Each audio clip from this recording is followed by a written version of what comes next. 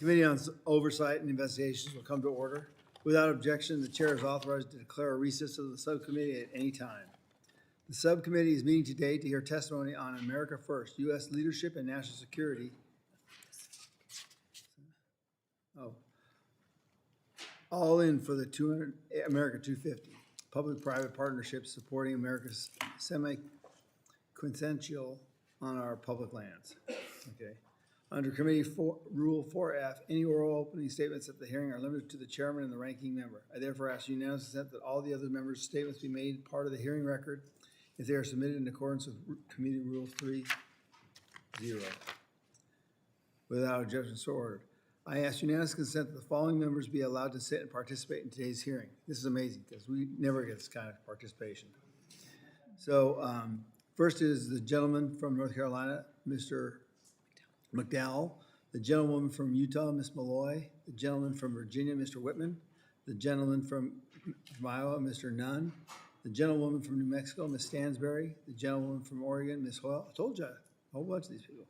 Gentlewoman from Washington, Ms. Randall, the gentleman from Arizona, Ms. Grijalva, the gentleman from South Carolina, Mr. Clyburn, the gentleman from Virginia, Mr. Scott, the gentlewoman from Maine, Ms. Pingree, the gentleman from New York, Mr. Tonko, the gentlewoman from California, Ms. Chu, the gentleman from California, Mr. Takano, the gentleman from Virginia, Mr. Byer, the gentleman from Illinois, Mr. Garcia, the gentlewoman from California, Ms. Callonger-Dove, gentlewoman from Hawaii, Ms. Takado. Anybody else that I miss?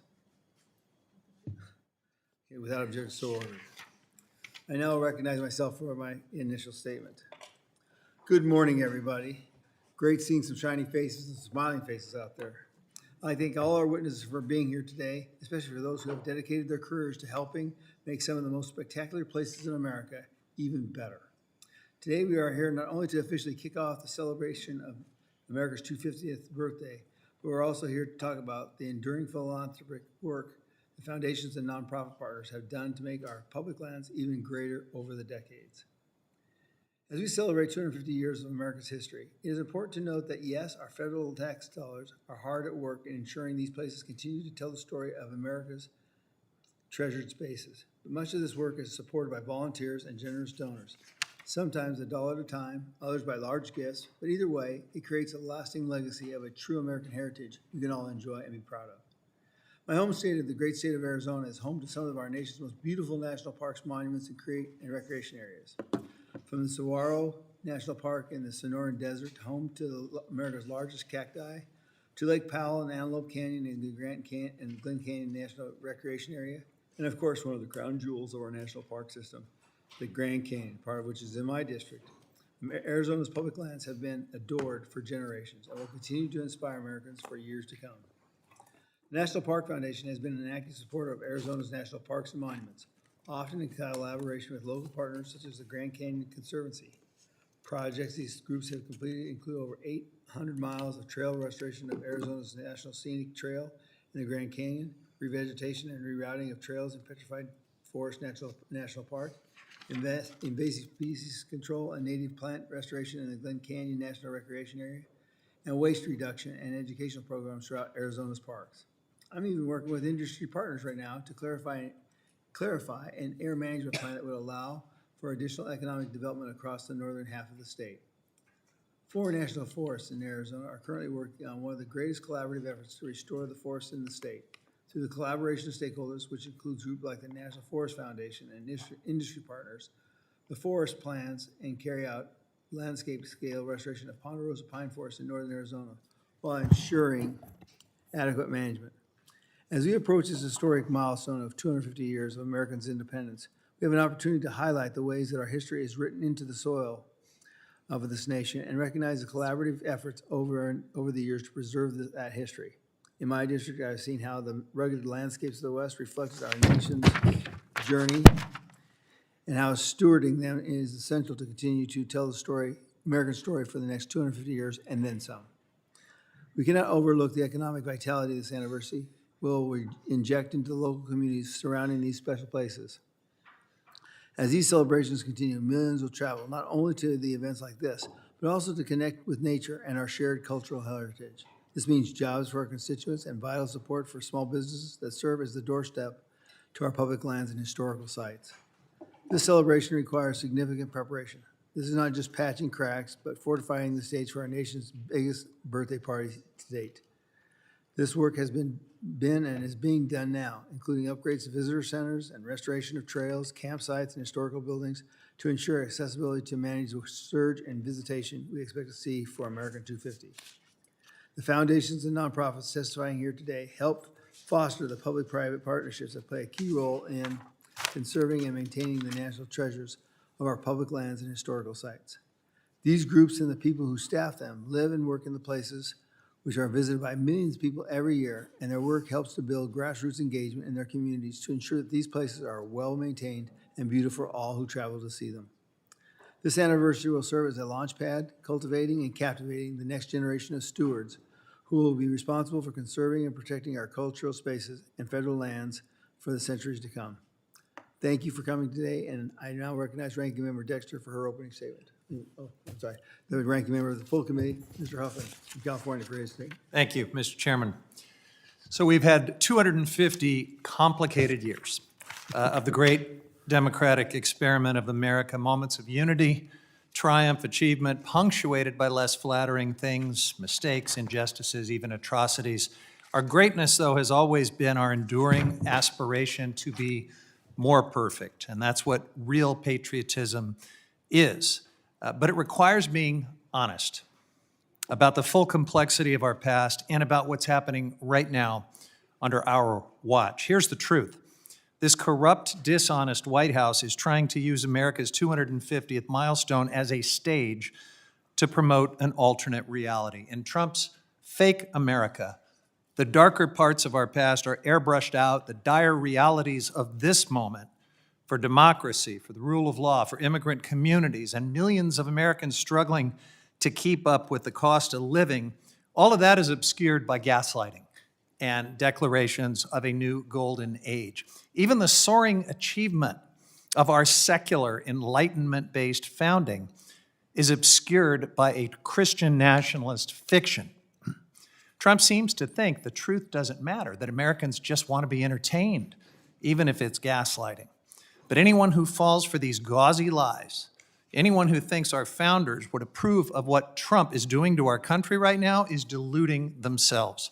Patriotic Americans should be sounding the alarm throughout this 250th year about what's happening right now in our country. An unaccountable, militarized secret police force is terrorizing communities, murdering some people in the streets for caring about their neighbors and peacefully protesting. Our free press is under attack for daring to show the public the truth.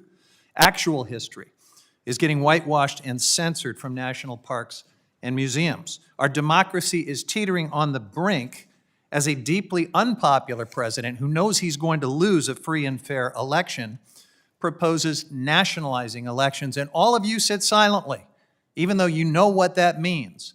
But you're too afraid or too beholden to speak up in defense of the Constitution that you swore to uphold against all enemies, foreign and domestic. On any given day, a racist madman in the White House is using the bully pulpit of the presidency to spread hateful depictions of the Obamas as apes, trying to blow up NATO, conquer Greenland, turn Canada into either an enemy or the 51st state, depending on his mood, put his name and picture on everything like an insecure tin-pot dictator, hold billions of infrastructure dollars hostage unless cities agree to name things after him. All the while, you either do nothing or you cheer him on. He's turned you, the majority party in this Congress, into his own little Russian Duma. And even Putin must be impressed by what you're letting him get away with. For the Trump family and for their chosen oligarch friends, no grift is too audacious. For anyone who challenges them, it is political retribution with the full force of the law.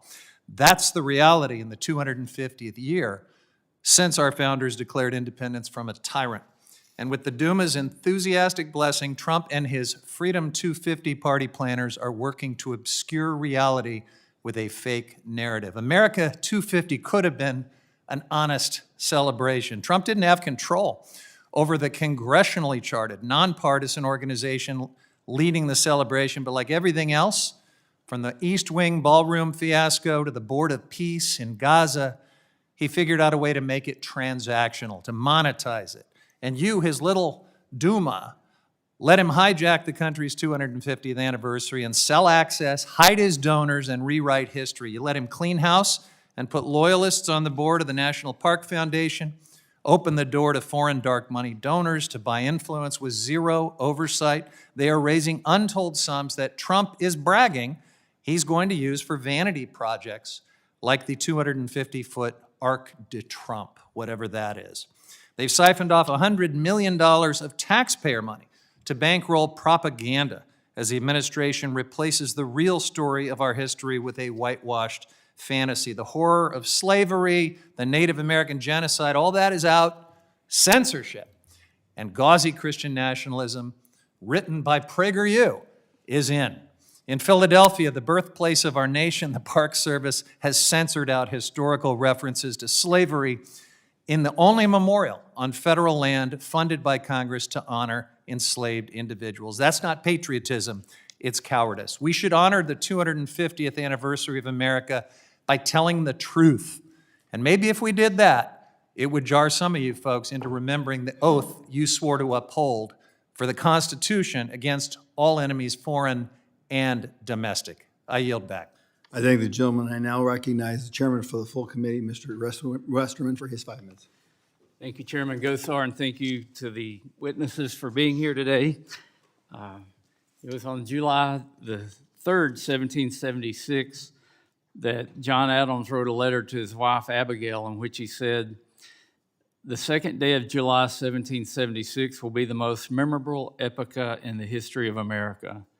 I am apt to believe that it will be celebrated by succeeding generations as the great anniversary festival. It ought to be commemorated as the day of deliverance by solemn acts of devotion to God Almighty. It ought to be solemnized with pomp and parade, with shows, games, sports, guns, bells, bonfires, and illuminations from one end of this continent to the other, from this time forward, forevermore." This year marks 250 years since the signing of the Declaration of Independence, when the United States became a free democratic republic.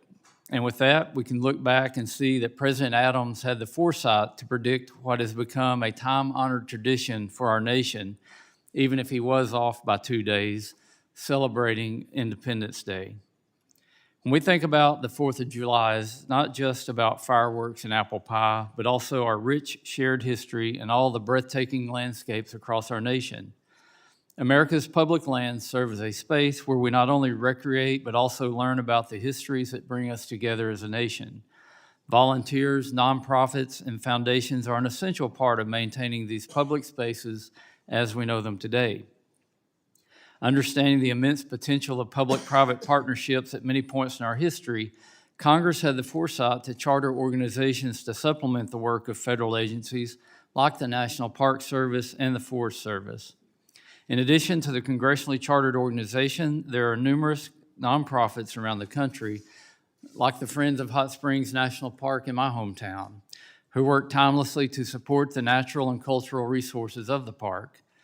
Local groups like these, as well as our larger national organizations, which are both here today, provide not only funds, but their sweat equity and investments in some of America's most treasured spaces. These groups have contributed to critical projects and research across all 50 states and territories, bringing in resources and engaging volunteers to maximize the impact of taxpayer dollars. Our public lands are full of national treasures that tell the story of our unique American heritage, stories that should be protected and celebrated as we honor those who have made our country great since its founding 250 years ago. This is an important moment, not only to look back at our shared history, but to look ahead at what we can achieve together. This committee has a long history of doing good work for the American people and public lands, and I look forward to continuing that tradition with my colleagues here in the room today. As we continue to celebrate America's 250th with unique events both here in the Capitol and around the nation, may we all both enjoy and continue to learn from our shared past as we continue to look ahead for the future. Thank you again for being here, and I yield back. I thank the gentleman. I now recognize the ranking member of the subcommittee, Ms. Dexter, for her 5 minutes. Thank you, Mr. Chairman. This hearing is about a choice that should be simple in a democracy, whether America's 250th birthday belongs to the American people or whether it will be sold to the highest bidder. That is what Freedom 250 was designed to do. It was built to do 3 things. 1, sell access to our government. 2, hide the identities of the donors in this pay-to-play scam. And 3, use the proceeds to pay for un-American propaganda that whitewashes and erases history. During today's hearing, we will do the kind of oversight my Republican colleagues refuse to do, so that the American people know what this administration has been caught doing so far. First, Freedom 250 sells access. According to Freedom 250's own pitch deck, Freedom 250 is literally selling VIP treatment at the nation's birthday party, and the price tag tells you everything. For $500,000, donors get VIP access and speaking roles at events. At $2.5 million, donors get a private meeting and a photo op with Donald Trump. That is what Freedom 250 is all about. If you can pay, you get the microphone, the spotlight, and the president's ear. Meanwhile, the Americans otherwise get to watch from behind a velvet rope. Second, Freedom 250 overtly conceals the donors in this pay-to-play scam.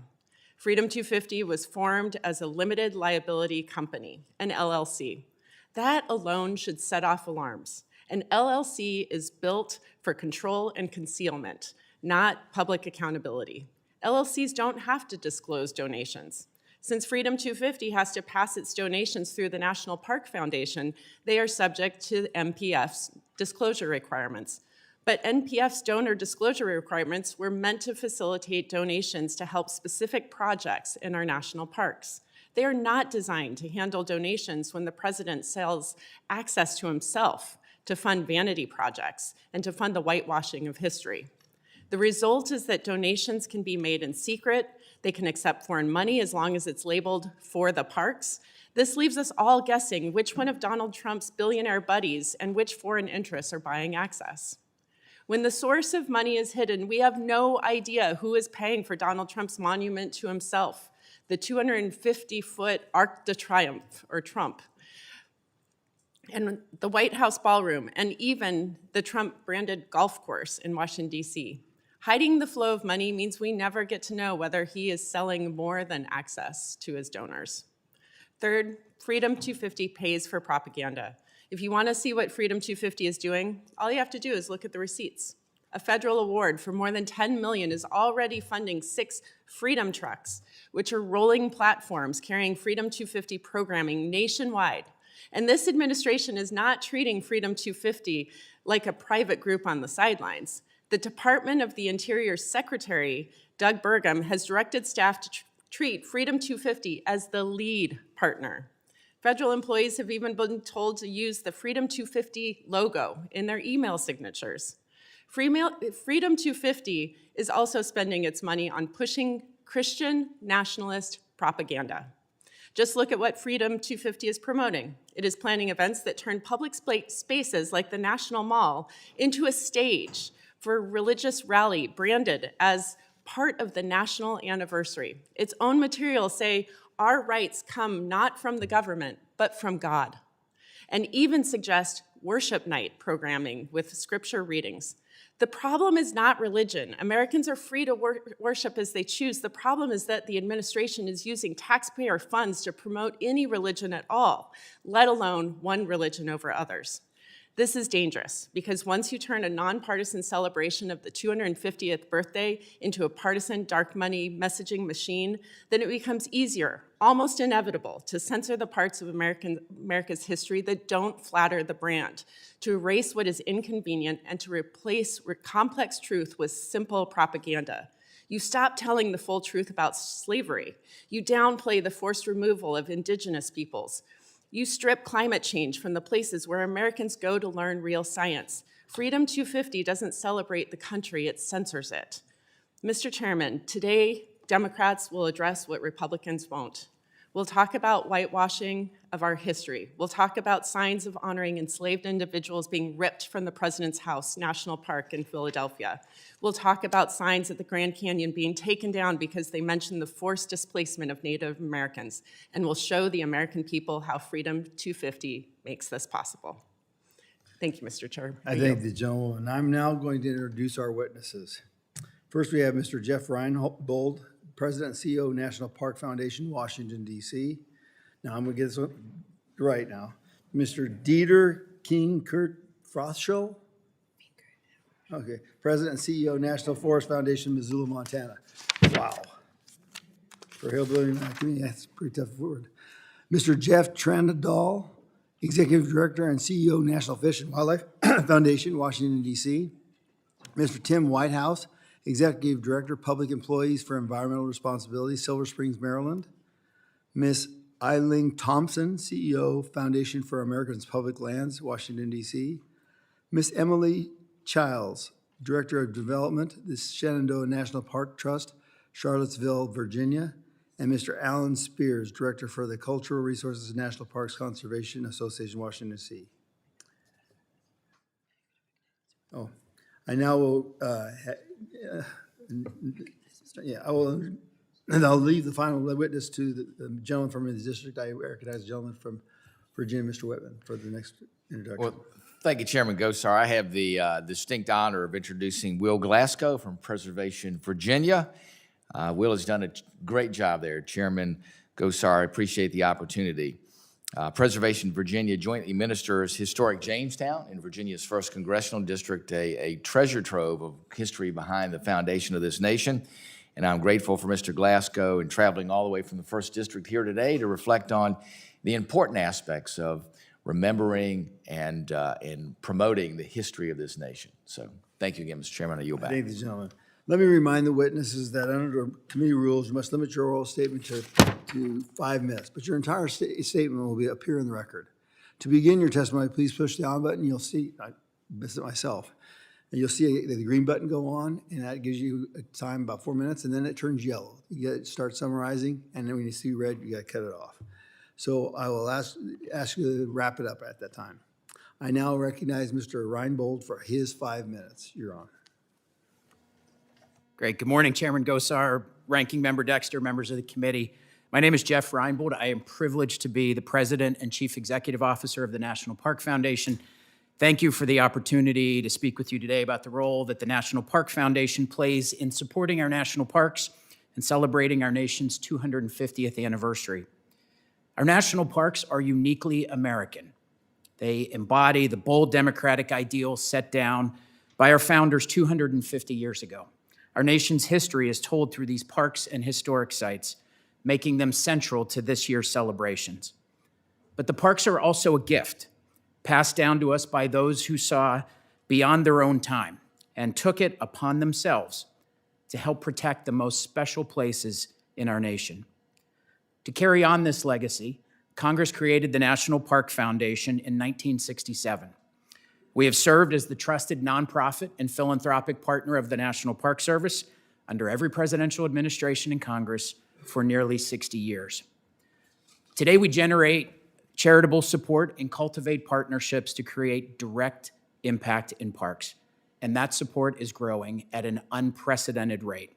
In the first quarter of fiscal year 26 alone, nearly 140,000 donors across this country have given nearly $20 million to support parks. And to commemorate the 250th anniversary, the National Park Foundation is committed to raising $250 million for parks this year. This builds on the $1 billion that the foundation has already raised since 2019 through its campaign for national parks. But in addition, partners across the country have joined with us to raise an additional $3.5 billion for parks. The National Park Foundation leverages these dollars to have an exponential and direct impact in parks. We work closely with the National Park Service to ensure donations go to the best use possible. We support critical park infrastructure needs. We invest in innovation, and we connect kids and veterans to parks through transformative experiences. To ensure America's national parks thrive this year and for the decades to come, we are supporting reauthorization of the Great America Outdoors Act's Legacy Restoration Fund to repair, revitalize, and modernize park infrastructure and spur philanthropic support at sites like the bathhouses at Hot Springs National Park in Arkansas, to the First Bank of the United States at Independence National Historical Park in Pennsylvania. We have provided more than $45 million for the refurbishment of the Lincoln Memorial, which has helped create an amazing 15,000 square foot exhibition space under the memorial, and that will open later this year. We're contributing $40 million to address employee housing needs at Yellowstone National Park and developing creative housing solutions for parks across the country, including at Acadia National Park. We created Freedom 250 at the request of the National Park Service to assist the service in the execution of events and programs in and around park sites to celebrate the 250th anniversary. We're supporting the reimagining of the entrance to North Dakota's Theodore Roosevelt National Park to honor the great champion of conservation and the national park idea. And we're helping hundreds of thousands of young Americans visit and appreciate their parks each year through our Open Outdoors for Kids program. This moment means a lot to me personally. I dedicated my career to national parks, including 30-plus years working for the National Park Service. Most recently, serving as the superintendent of the National Mall and Memorial Parks. In preparation for the 250th, funding from the National Park Foundation and the Legacy Restoration Fund made it possible for us to renovate the Thomas Jefferson Memorial and rebuild the crumbling Tidal Basin and West Potomac Park seawalls. Now I am proud to lead the National Park Foundation, and especially to be part of marking this milestone and ensuring our most treasured spaces, our national parks, continue to be, as Wallace Stegner said, America's best idea. Thank you again for the invitation to testify today, for your support of our national parks. I'm happy to answer any questions you may have. Thank you, Mr. Reinbold. Now I recognize Mr. Fenkart-Froeschl, hopefully I got it close, for his 5 minutes. Chairman Gosar, Ranking Member Dexter, Chairman Westerman, always great to see you, and distinguished members of the subcommittee, thank you for the opportunity to testify today. It is truly an honor to be here. Let me start by saying that our forests are the greatest gifts that we've received from the past and the greatest gift we can leave for the future. My name is Dieter Fenkart-Froeschl, and I serve as the President and CEO of the National Forest Foundation. The National Forest Foundation is the congressionally chartered nonprofit partner of the United States Forest Service. We exist to deliver on-the-ground impact on behalf of the millions of Americans who treasure our national forests and grasslands. Congress created the National Forest Foundation in 1990 with a simple but powerful idea: bring public and private partners together to care for 193 million acres of national forests and grasslands. Our mission is to transform America's love of nature into action for our national forests, and we focus on three evergreen priorities: wildfire resilience, land and watershed restoration, and recreation. We are national in scope, local in practice, and generational in impact. We bring national resources to local communities. We work side by side with the Forest Service and local contractors, and we deliver projects that reduce wildfire risk, restore landscapes, and strengthen rural economies. And Americans overwhelmingly support this work. A recent poll found that 87% of Americans believe conserving and managing forests is key to America's future. And NFF delivers on that promise every day. In 2025 alone, we advanced more than 400 projects across 100 national forests, deploying $115 million in impact at a 91% impact ratio. And over the past 20 years, we've leveraged our federal appropriations with private philanthropy at a 6-to-1 ratio, meaning every dollar appropriated to the National Forest Foundation is matched with $6 in private investment. That partnership has delivered real measurable outcomes. We've planted 56 million trees, treated 1.9 million acres to reduce wildfire risk, restored 1 million acres for watersheds and wildlife, and improved 41,000 miles of trails for the 170 million Americans who visit national forests every year. Those numbers matter, but they truly come to life on the ground. For example, on the Mount Hood National Forest in Oregon, the foundation partnered with the Forest Service to rebuild the Trillium Lake Boardwalk, protecting sensitive wetlands while improving access for the 1 million visitors to Mount Hood National Forest. In Arizona, the Tonto National Forest welcomed 6 million visitors, and the National Forest Foundation and local partners restored 60 miles of the Highline Trail, supporting hikers, bikers, and horseback riders, while helping elevate Payson, Arizona as a premier recreation destination. Across both projects, the National Forest Foundation provided half of the project funding, leveraging federal dollars to maximize impact. And this is what public-private partnerships look like in practice. We multiply taxpayer dollars, we speed delivery, and we build long-term stewardship with local communities. As we celebrate America's 250th birthday, this model becomes even more important. America 250 is not just a celebration. It is a moment of reinvestment. Using America 250 as a springboard, over the next 5 years, the National Forest Foundation and our partners will invest $250 million each in wildfire resilience, land and watershed restoration, and recreation improvements. And alongside this work, the Forest Service's Forests 250 initiative will engage Americans through storytelling, local events, and hands-on service, with NFF amplifying these efforts through national storytelling and community-based campaigns. In closing, the National Forest Foundation is proud to work with Congress, the Forest Service under the talented leadership of Chief Tom Schultz, with local communities and with private partners to make the generational investments that ensure national forests and grasslands remain resilient and accessible for the next 250 years. Thank you, and I look forward to your questions. I thank the gentleman for his testimony. I now recognize Mr. Trandahl for his 5 minutes. Thank you.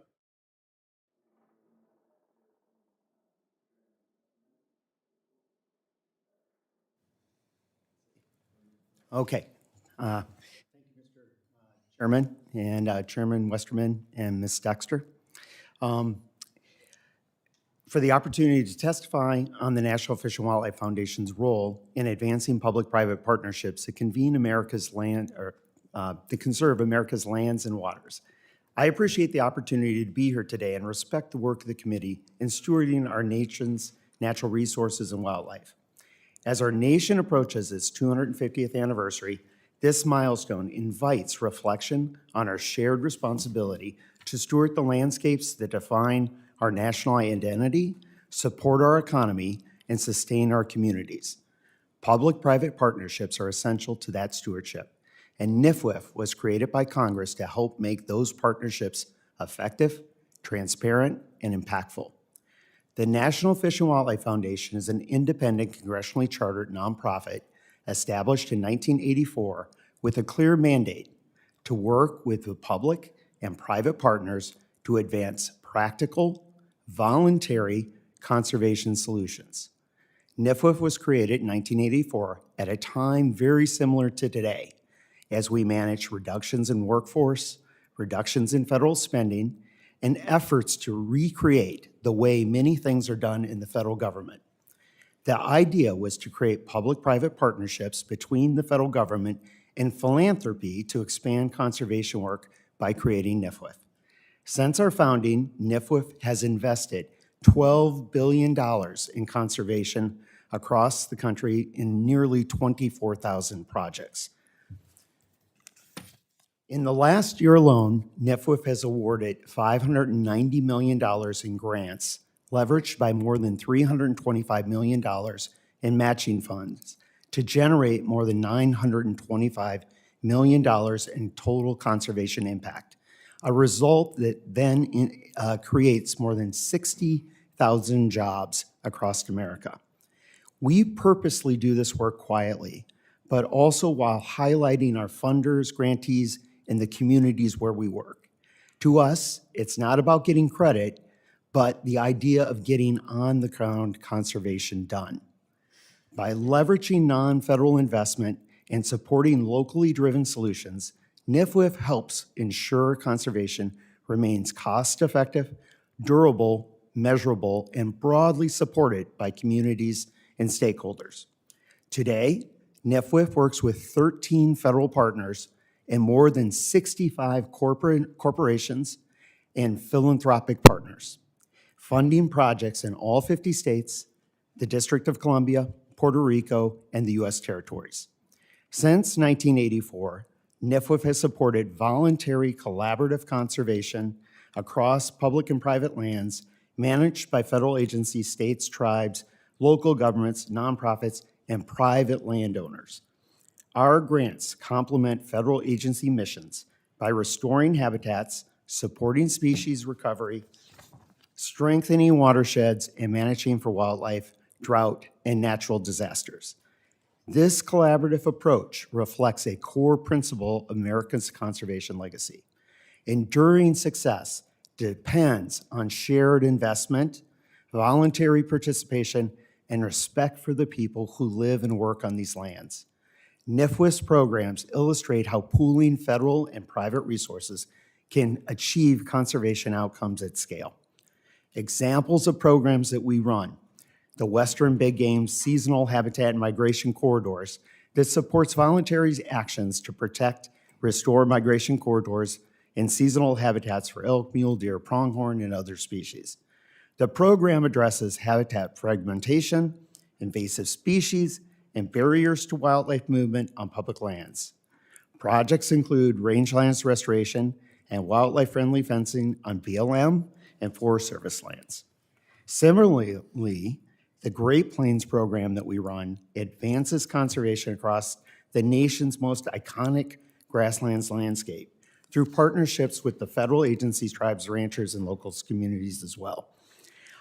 Since 2016, the program has funded more than 185 projects, awarding more than $82 million in grants and leveraging matching funds to generate more than $175 million in total conservation impact, and investing on more than 4,100 ranches.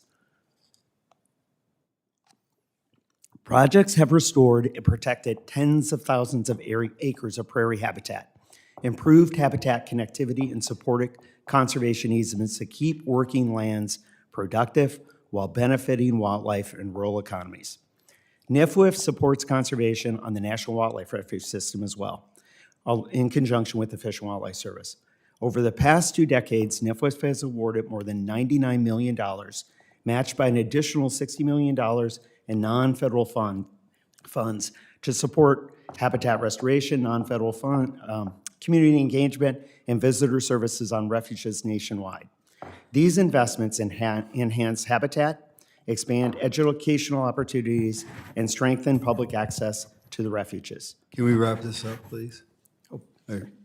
You're a minute over. Okay, sorry, sir. I was just going to thank McDonald's and Walmart as well, who have made, $1 billion investment on the Walmart side and a $200 million commitment just this year with McDonald's.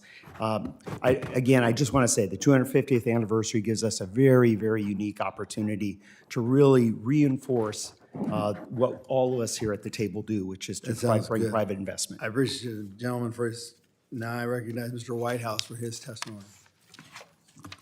Yes, thank you, Chairman Gosar, Chairman Westerman, Ranking Member Dexter, and all the members of the committee. Thank you for the opportunity to testify and for the work that you do. I think we can all agree that America's 250th anniversary is a national milestone that belongs to all Americans, regardless of political affiliation, which is why my organization, Public Employees for Environmental Responsibility, and many others welcomed Congress creating America 250, a bipartisan effort to ensure that this commemoration would unite the country, reflect our shared democratic values, and tell a full and honest American story. But media reports that a significant amount of taxpayer dollar intended for this purpose are being diverted to Freedom 250, a separate partisan private entity, raise serious concerns that demand clear public answers. The American people are paying for this commemoration. We deserve to know where our money is going and why. Last month, Pierre sent a letter to Interior Secretary Burgum, which is attached to my written testimony, seeking answers to some of the pressing questions about this very unusual arrangement.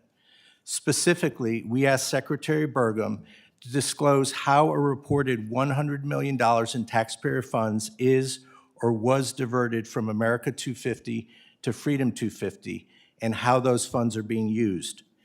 At a bare minimum, there should be a publicly available budget, clear descriptions of funded activities, identification of contractors or grantees, and an explanation of who has decision-making authority over expenditures.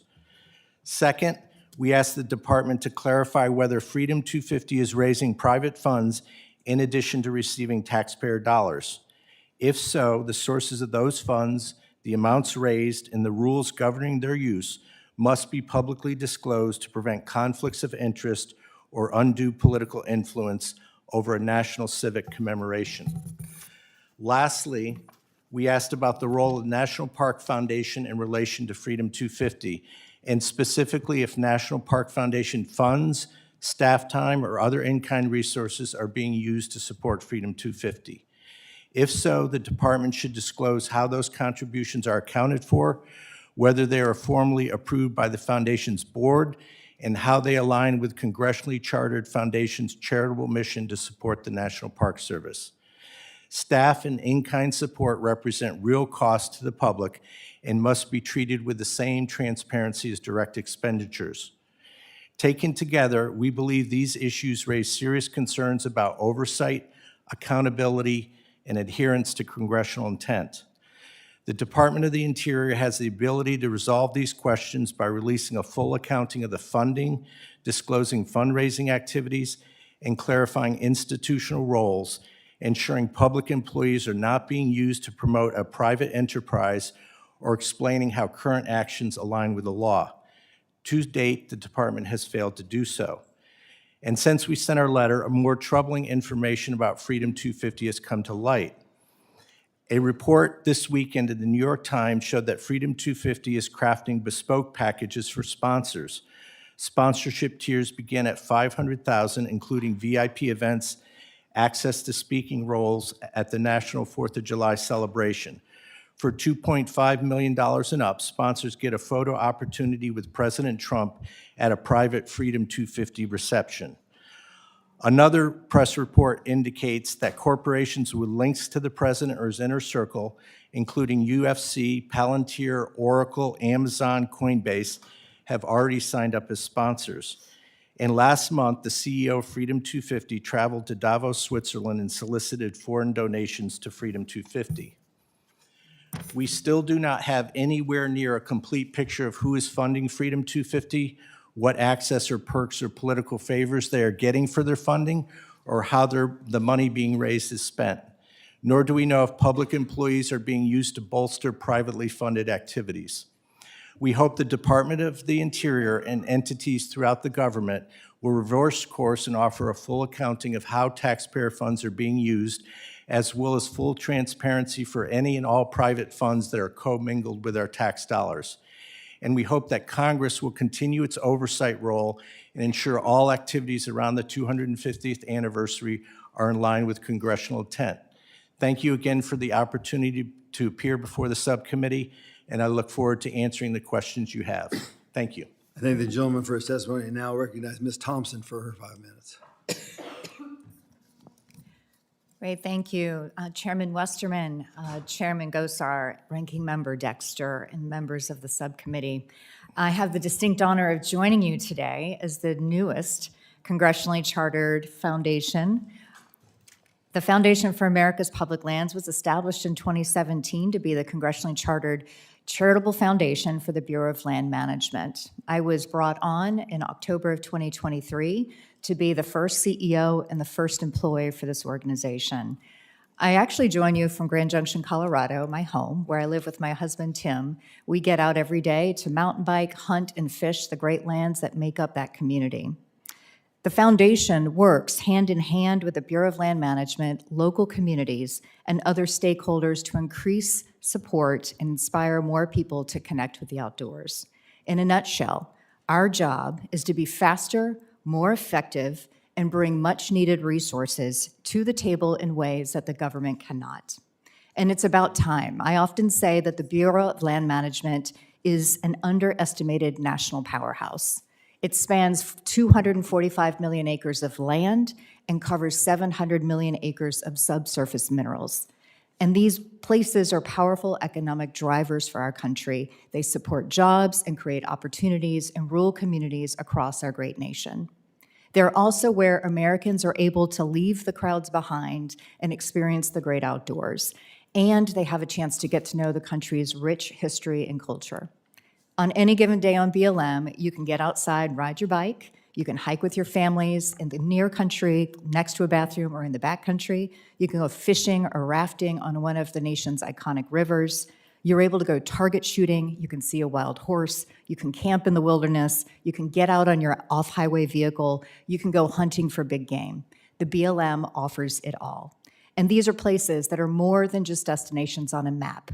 They are some of our nation's hardest working lands, and they are driven by managing for multiple use, from ranching, farming, energy development, mining, habitat for wildlife, and supporting the $1.2 trillion outdoor recreation economy. The BLM has a big job and a big mission to accomplish.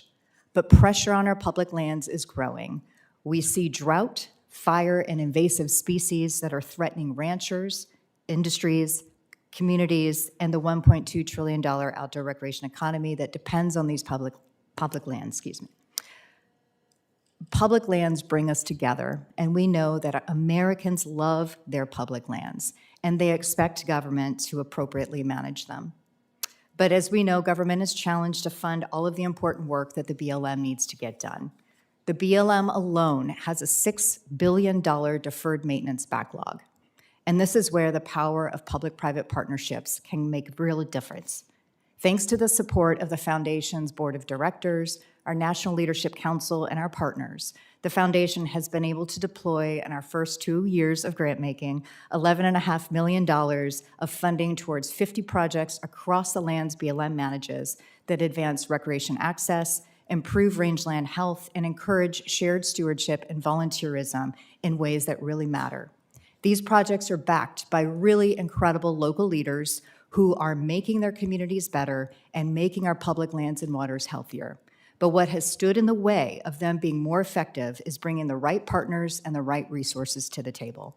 The Foundation is operating as a catalyst, a connector, and a funder to elevate these great ideas from communities and bring the right partners and real dollars to the table. We're tackling long-standing challenges like removing bureaucratic barriers, piloting innovative technologies that benefit ranchers and improve rangeland health, and implementing congressional directives like the Explore Act. Our job is to make every federal dollar go farther with even greater impact.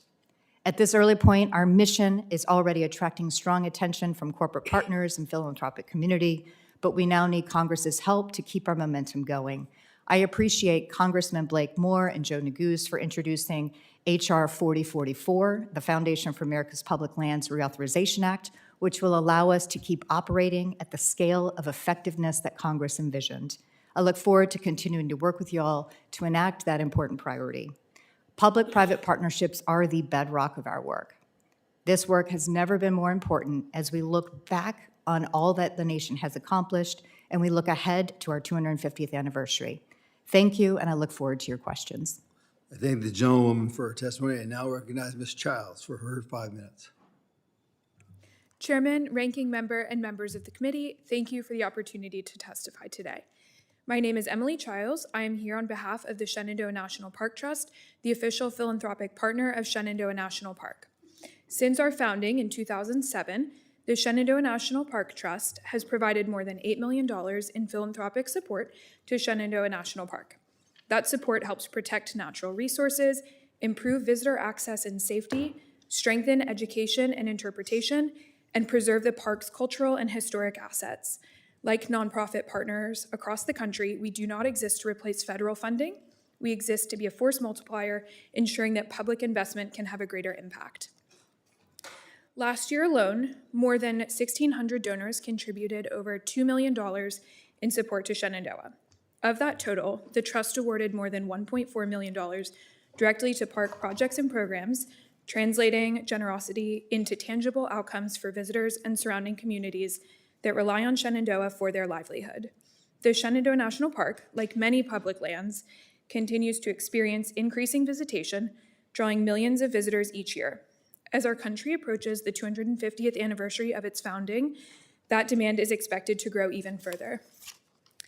This year is also a meaningful moment for Shenandoah as the park prepares not only to celebrate America 250, it is also celebrating its 90th anniversary. These milestones offer an opportunity to not just celebrate, but to help people better understand this place, its history, its purpose, and the responsibility that comes with caring for it. However, as we mark this year of celebration, we are realistic about the conditions facing the National Park Service. Staffing constraints create real operational limits affecting what the park's teams can take on, particularly during this expected period of increased visitation. While nonprofit partners cannot and should not replace the exceptional National Park Service team who steward Shenandoah every day, we can help support the park in practical, targeted ways. During this milestone year, the Trust is actively supporting public engagement. We are developing and hosting online programs that share the rich and complex history of Shenandoah, reaching people who may not be able to visit the park in person. Working alongside the park, we are also contributing Trust staff, time, volunteers to support a wide range of in-person park events happening throughout the year. Across this work, we are focused on creating experiences that help people connect with Shenandoah and understand how its unique history fits in the broader story of our country. While this year includes important moments of celebration, our work goes deeper. With the Trust's support, Shenandoah National Park will complete restoration of one of the few remaining cabins that predates the park's creation at Skyland, once operated by Addie Pollock, an extraordinary woman for her time, and her husband.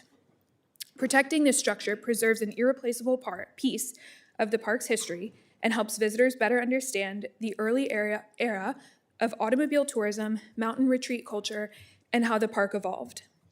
At the same time, our work is focused on the next 100 years and beyond.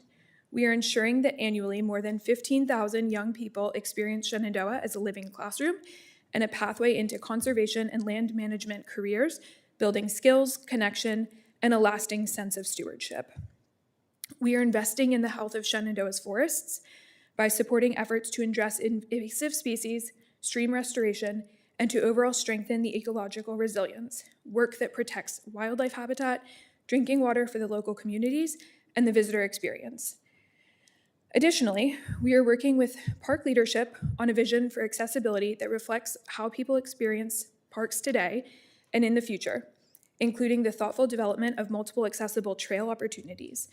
Expanded access allows families, older adults, veterans, and people with disabilities to experience Shenandoah safely and meaningfully while improving usability for all visitors. For us at the Trust, this work reflects remittance in its truest sense, not charity, but responsibility. We have inherited something of immense public value, and our job is to care for it and pass it forward whole. But that responsibility is shared. Public programs like the Great American Outdoors Act have shown what is possible when there is sustained commitment to caring for public lands. With more than $50 million invested in Shenandoah's deferred maintenance backlog, that translates into real on-the-ground impact for Shenandoah. Yet the remaining deferred maintenance is estimated at approximately $191 million. Support for reauthorization of this investment, along with the ability for parks to fully staff and implement the work of Congress, the work that Congress has authorized, is essential to protecting these places and the legacy they represent. Shenandoah National Park Trust is honored to stand alongside the National Park Service and Congress in this work. We look forward to continuing to partner in ways that protect our parks and support the people who steward them, ensuring that these places endure for generations to come. Thank you for your time and for your continued commitment to America's public lands. I thank the gentlelady for her testimony. I now recognize Mr. Spears for his 5 minutes. Good morning. Chairman Westerman, Chairman Gosar, Ranking Member Dexter. My name is Alan Spears. I'm the Senior Director for Cultural Resources at the Government Affairs Department of the National Parks Conservation Association. NPCA is the leading national independent voice for protecting and enhancing America's national park system for present and future generations. And we very much appreciate the opportunity to be here today and testify before this committee at this well-timed hearing as the country is speeding towards the 250th anniversary of America's independence from Great Britain. On July 4th, 2026, NPCA staff, myself included, will join with millions of Americans and others from around the globe to mark the anniversary of America's independence from Great Britain. That one event has had a profound impact on the course of human history and deserves robust commemoration. The National Park Service, the nation's leading storyteller, should play a mighty role in creating the 250th commemoration, one that inspires the public and connects or reconnects Americans with their history. Unfortunately, the agency has been undermined by staff reductions and ongoing efforts to soften or sanitize the interpretation national parks provide.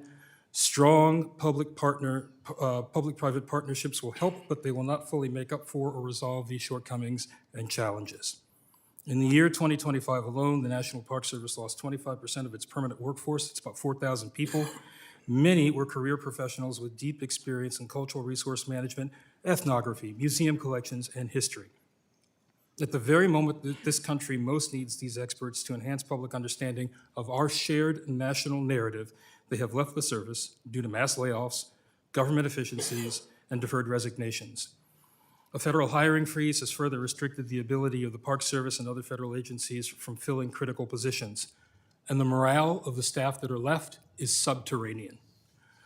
That such drastic reductions in staff have happened during the run-up to the commemoration of a major milestone in this nation's history makes those losses more perceptible and tragic. And we fear that more rifts may be coming to the agency in this fiscal year. Congress must understand that there is simply no more fat left to cut. As we approach the 250th anniversary of America's independence, NPCA asks that Congress take steps to restore these 4,000 vacant positions and enable the agency to fulfill its preservation and conservation mandate and help lead the nation towards a truly superlative 250th anniversary commemoration. Now, our national parks must also contend with the pressure to soften, sanitize, and erase the history that they interpret and preserve. While some believe in the call to restore truth and sanity to American history, NPCA sees things differently. That, in fact, this effort weakens the 30 years of progress towards the creation of a national park system that was more representative of the true face of America, that our national parks are there by and for the people. That progress is now under threat. From QR codes that encourage park visitors to tattle on government employees about overtly left or liberal interpretation, to the lists of potentially offensive materials that interior leadership demanded from park managers and superintendents that they fill out and turn in, to the recent actions taken by the Park Service to remove installations about enslaved people from Independence Hall and the President's House. We are seeing an effort to strong-arm NPS interpretation into a realm where it ignores or sanitizes the contributions and struggles of far too many Americans. And it must be noted that it certainly appears that women, Black and brown people, Indigenous and LGBTQ people are bearing the brunt of this censorship.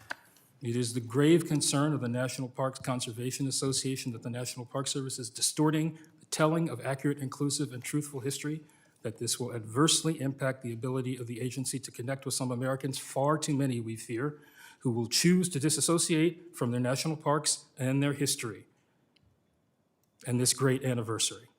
We urge Congress to restore NPS staffing levels by filling those 4,000 vacant positions and to oppose ongoing efforts to sanitize or erase American history as it's told in our national parks. We are citizens of a nation with a fascinating, diverse, and complex history. We need the leadership of the National Park Service unimpaired to help us enhance our understanding of our shared experiences. And when it comes to American history, we want the full story because, yes, we can handle the truth. Thank you. I thank the gentleman for his testimony. I now recognize Mr. Glasco for his 5 minutes.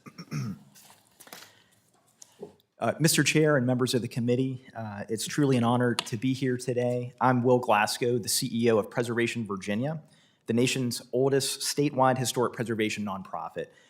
First, I'd like to thank Congressman Whitman for having us here today and inviting us to participate on this panel, and for his steadfast support of our efforts at Jamestown and our preservation efforts overall. I also like to recognize Congressman Scott for being here today, and sir, we really appreciate you representing Virginia as well. Founded in 1889, we help save historic sites around the Commonwealth of Virginia for future generations. We advocate for preservation policy in all levels of government and consult on preservation projects as well. We found that connecting people to places is the best way to connect to the past, and we welcome visitors from across the country and the world each year. We're in the unique position of operating 6 historic sites open to the public.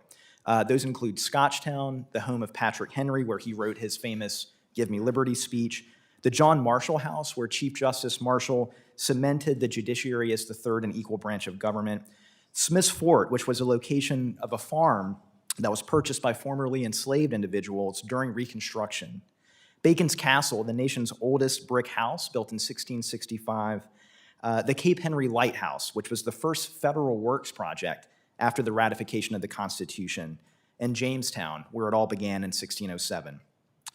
Both Cape Henry Lighthouse and our site at Jamestown are surrounded by federal lands, and we partner with these federal agencies to provide access to the public, which is critical.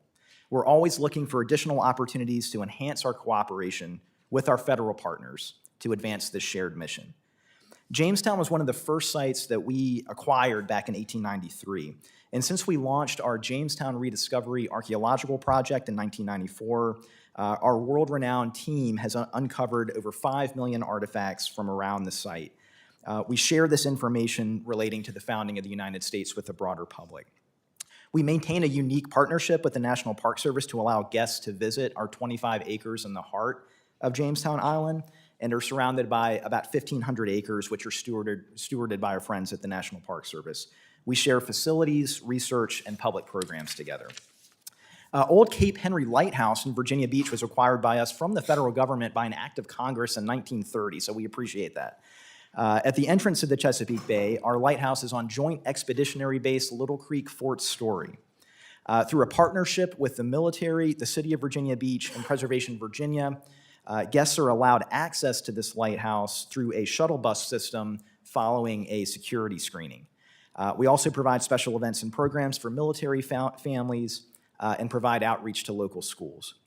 Cape Henry is famous for several reasons. It was a location where John Smith and 103 settlers first came ashore in 1607. And it's also the location of the famous Battle of the Capes in 1781, which drove off a British resupply fleet and helped secure victory at Yorktown.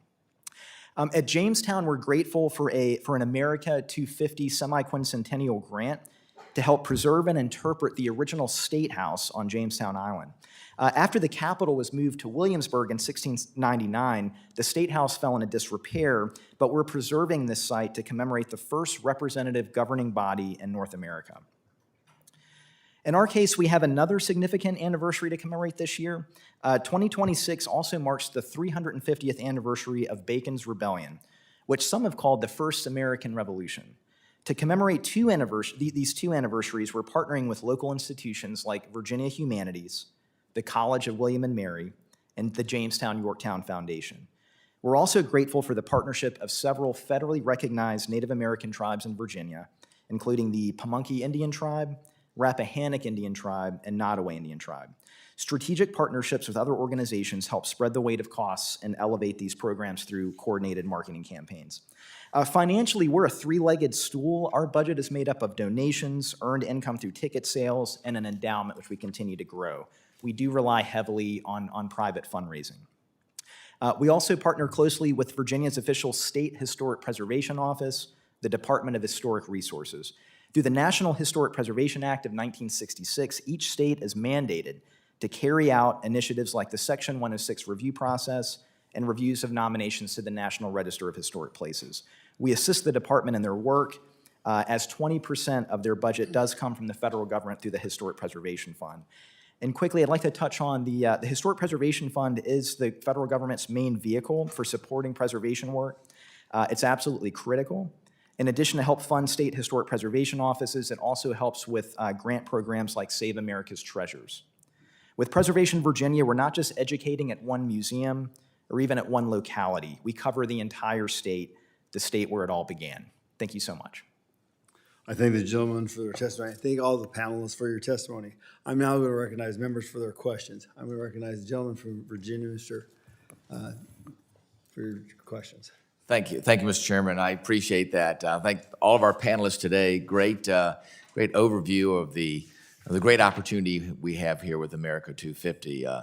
Will, thank you, and I want to go to you first. The efforts that are taking place there with both Preservation Virginia, as you outlined, and also Rediscovery Jamestown are incredible in making sure that we are highlighting the history of our nation that has occurred there, and not just what has traditionally been unearthed, but also additional opportunities there. And as I had a chance to visit there recently and look at some of the additional archaeological digs and getting more information, it's astounding to me that there's even more to discover there after 350 years plus of that site being highlighted and made available to the public. Give us your perspective on some of the things that are happening there and what you're discovering, but also the things that are enabled by your partnership, your public-private partnership there, being a property sort of surrounded by both the federal government and the National Park Service, but also the state of Virginia that has the property next door. So if you give us a perspective there about how that public-private partnership has really enabled what you do, and then too, what you're doing to continue to bring alive that site as it relates to this nation's history. Yes, sir. Thank you so much, Congressman Whitman. So we are in a unique position in that we are a private property owner surrounded by the National Park Service. That relationship, again, is very key. I think we both bring a lot to the table in terms of educating the public about the foundings of the United States. Jamestown is a little different in that we predate 1776 and the 250th by quite a bit, Yes. With the founding in 1607. However, really the seeds of representative democracy were planted at Jamestown. Yeah. So with our friends at the Park Service, the idea is to create programming that basically demonstrates that Jamestown is where it all began. However, it did influence the founders in the 1700s during the American Revolution as well. We know of the actual church location where the Virginia General Assembly first met in 1619, which was the first representative government in North America. So as part of the 250th, we are creating projects and programs around that site in particular and the State House ruins, which I mentioned in my remarks. We call it Virginia's first Capitol Trail that links the church where the Assembly met with the first State House that they built. And again, these ideas had a lot of influence on the American Revolution 150 years later. I think with the National Park Service, it helps in that with a private entity like us, we can be nimble and quick in our archaeological investigations and some of the research that we do. At the same time, that larger support of the Park Service and what they bring to the table has been really helpful for us through the decades as we communicate this history to the larger public. I will say back in 2007, for the 400th anniversary of Jamestown's founding, we saw a huge increase in attendance that year and a really healthy back and forth partnership with the National Park Service to accommodate all of those visitors. We're certainly hoping for a big year coming up here, Congressman Whitman, and are ready for the increase in guests that we hope to see. Yeah, I think it's a great opportunity. Tell us, too, you're doing a lot to make sure that we conserve that great property there. And tell us what you're doing to work with the Park Service and the regional governments there as far as it relates to the tidal environment. And we all know that, that environment is very dynamic with subsidence, that is, the coastal plain sort of sinking. That's just part of geology. But then also what we do with higher tides and storm events and those things that have had an impact there on the site. Yeah, absolutely. The flooding does seem to be getting worse on Jamestown Island, and we're trying to identify ways to sort of stave off that recurrent flooding in future years. As for our local community partners, including the National Park Service, we have worked on joint exhibits and programming together, again, to better share that story with a larger public. But I think specifically with the flooding events, I mean, we're looking at essentially having to construct berms, pump stations. When it comes to an archaeological site, it's hard to dig in the water. Yeah. So we want to try to dry that site out as much as we can to continue that archaeological research and work. We have had strategic partnerships with the National Park Service in the past to actually do research on their lands as well. We worked out cooperative agreements where we could actually do research, do archaeological investigations on property that we don't own. We think that mutually benefits both organizations in that we can share that research with the federal government through the Park Service, while at the same time having access to lands that really aren't in our portfolio. So we've seen that kind of cooperation. Listen, thanks so much, Will. I think the key word is access. We want to make sure what you're doing there enhances that access. So not only do they have the experience to celebrate America 250, but also experience in years after that. So Absolutely. thanks Thank you, again. sir. Thank you, Mr. Chairman. I yield Ladies back. and gentlemen, the gentlewoman from Arizona, Ms. Goody Hall, is recognized for 5 minutes. Thank you, Mr. Chairman. The Department of the Interior recently directed staff at the Grand Canyon National Park to remove signage describing the forced removal of indigenous peoples. This was not a neutral administrative change. It was a choice to obscure a painful, consequential chapter of American history. Native communities have stewarded these lands since time immemorial and maintained deep cultural and spiritual ties to the Grand Canyon, yet this policy diminishes their presence and distorts the truth presented to the public. Just 2 years ago, President Biden designated the Baj Navjo ancestral footprints of the Grand Canyon National Monument, protecting nearly 1 million acres of land sacred to tribal nations. That designation reflected a commitment to honoring Indigenous stewardship and ensuring their history would no longer be ignored. My father worked alongside tribal leaders for years to help secure these protections. The current administration's actions now directly contradict those commitments. By removing references to forced removal at the Grand Canyon and other national parks, this administration undermines the purpose of these protections and sends a message that Indigenous history can be treated as optional when it becomes politically inconvenient. I'm deeply troubled by the harm this policy causes. Erasing Indigenous history erases the foundational role of Indigenous peoples and the role they play in the story of the Grand Canyon. It misleads the public. It violates federal trust and responsibility. Our national parks must be places of truth and accountability, not sites of historical amnesia. Mr. Spears, what responsibility does Congress have to ensure that historically accurate narratives, including those of tribal nations, are protected and consistently presented across our national parks?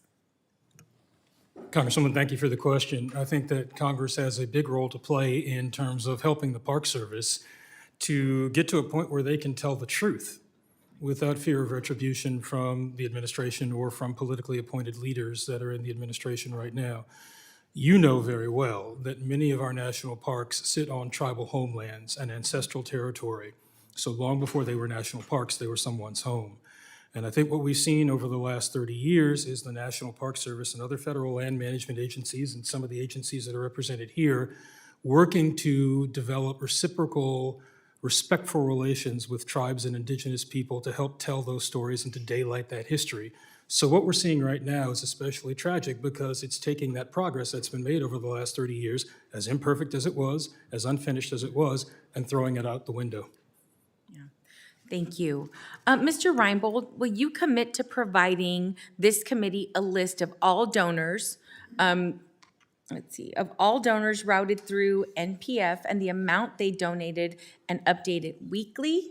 Yes or no? Thank you for the question. Is that specific to the 250th? Yes. And well, actually, I think we can broaden it for this question specifically to 250, but if willing to work through that, then I think it would be helpful for us to understand all of the private contributions. So the National Park Foundation has an initiative to raise $250 million for the 250th. We follow our normal procedures on raising funds for those. They will be acknowledged in our annual reports as usual. The foundation is not raising money for any of the Freedom 250 efforts.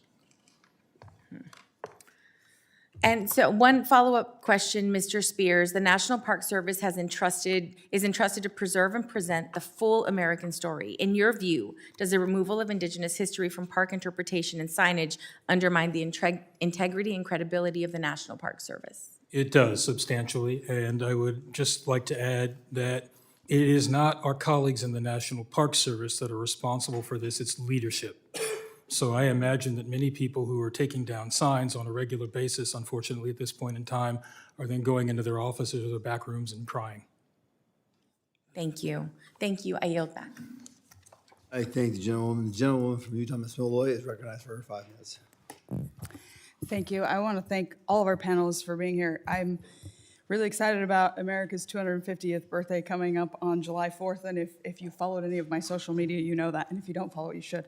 But the reason I'm so excited is because we have a chance this year to celebrate the things that unite us as Americans. And at a time when we tend to talk a lot about the things that divide us, the things that unite us are the lofty ideals that are written down and signed in our Declaration of Independence, and that's what we're celebrating the 250th birthday of, and what ended up being in our Constitution. That's what makes us Americans. We don't have a common heritage.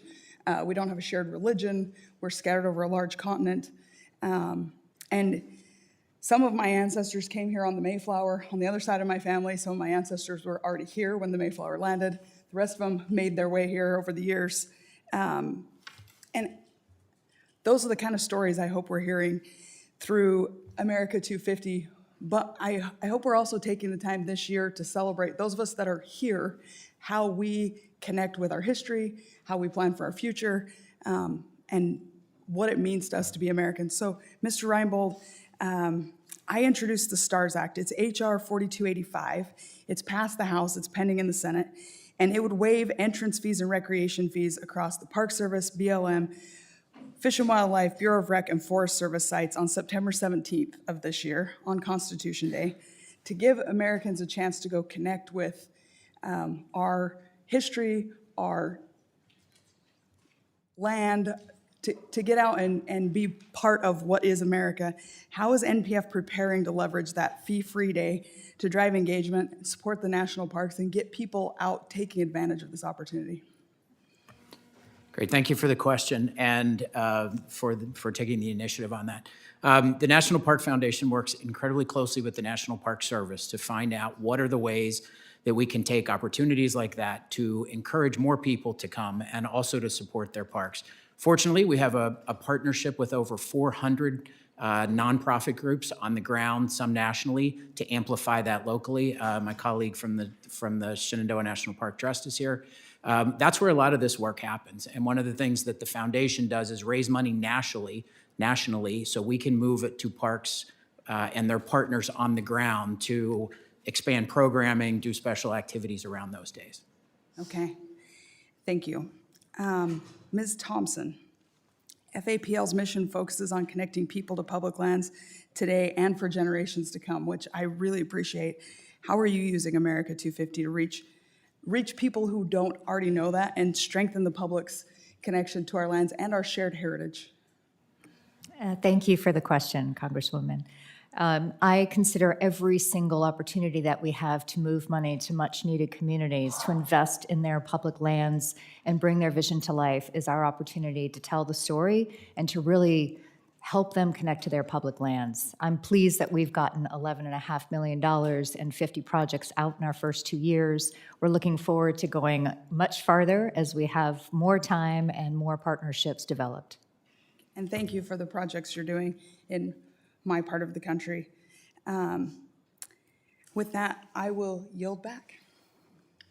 Thank the gentlewoman from Utah. The gentleman from California, the ranking member for the full committee, Mr. Huffman, is recognized for his 5 minutes. Thank you very much, Mr. Chairman. What you will see behind me in a moment are panels from the President's House, a site in Philadelphia, and it's from an exhibit entitled "The Dirty Business of Slavery." They were these panels created by the National Park Service, not by some grifting LLC, but by the National Park Service itself, to tell the truth about slavery in this country and the 9 enslaved people George Washington held in bondage while serving as our president, a complicated fact of our history. Now, under Donald Trump's censorship order, panels like these have been targeted for removal from federal sites across the country. Mr. Spears, the panel uses one word in particular, stolen, when describing how slaves were kidnapped and brought to America in chains. And the Trump administration says language like that is just too harsh. It's just too darn negative, and so it's been targeted for censorship. What does it mean historically when the government removes a word like stolen from the record of how enslaved people even came to this country? Congressman, what it does is soften the history to make it bloodless, to make it painless, Stolen is an entirely accurate way of describing what happened to people of African descent on a variety of locations on the African continent. Nobody came here as a volunteer on one of those slave ships. So the idea is, how can we help the National Park Service and communities to interpret history in ways that are accurate, just, and inclusive? And when you take down signs like that, and when you begin picking at words to soften and sanitize, to erase the history, that is a dangerous precipice to be on, because I think the quickest way that you can disappear a people is to disappear their story or to soften it. And that's exactly what's happening here. Yeah. Thank you. Now, George Washington was a great man, but like many of our founders, he was full of contradictions when it came to things like freedom and liberty. And this panel also tells the story of Pennsylvania's gradual abolition law and how Washington actually gamed the system by rotating his slaves between Pennsylvania and Virginia in order to avoid triggering the provisions of that gradual abolition law. What does that tell us about slavery in the founding era, if we're going to just tell the truth about our history? And what do we lose when our government censors stuff like that? So, Congressman, I'm a fan of complexity. And I think that history, American history, our shared national narrative is deep, it's broad, it's complex. And I think organizations like the National Park Service, agencies like the Park Service, do their best work when they are helping us to understand those complexities. We're sitting in a room right now, we've got a citizen or civilian-led democracy, participatory democracy, because George Washington understood that that was important. At the end of his second term in Philadelphia, there were people standing next to him who said, you know, General, we know some guys with muskets. You know some guys with muskets. We could make sure that you stay in power for as long as you want. And Washington said, no, that's not what we want. So he gets honor for that. But we also have a guy who, as you suggested, rotated enslaved people back from Philadelphia to Mount Vernon so that they would never spend enough time in an emancipation state and they could seek their freedom through legal means. He thought about these people a lot. They were not simply footnotes, they were not simply foot servants in that household. And so there is the conundrum of our founding era. Yeah. We failed to establish some kind of conclusion on the issue of slavery in this country, and it cost us deeply because it led to an incredibly bloody civil war, 700,000 military casualties just 60, 70 years later.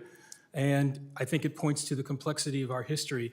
That's a story that I want to learn about. That's a story that I want to hear about and read about, because walking the battlefields of that Civil War at Gettysburg and Antietam and Harper's Ferry and listening to those Ranger-led talks and battlefield tours, that's what inspired my love of American history, wonder, warts, and all. Yeah, another part of our history that we need to be honest about and that is being hijacked right now is the secular founding of our country, the rejection of the divine right of kings, the Enlightenment-based, secular, non-religious essential element of our Constitution and our founding. It's all being retrofitted into this Christian nationalist narrative that would have us believe that we were meant to be a religious and Christian nation. And Pete Hegseth, of course, has, among others, has said we were founded to be a Christian nation. Mr. Spears, some of us care about church-state separation. Some of us think it's very important to defend the secular firewalls that were America's great contribution to the world. What happens when America is distorted into this notion of Christian nationalism? Congressman, we're concerned about the nature of historic interpretation of the national parks. We're looking for things that build and expand our understanding of American history. It seems like in some instances, we're seeing efforts at this point in time to restrict that and to exclude people, to say that they actually didn't have a place in the founding and development of this country, and that's troubling. Yeah, thank you. I yield back. I think the gentlewoman from Washington isn't recognized, Ms. Randall.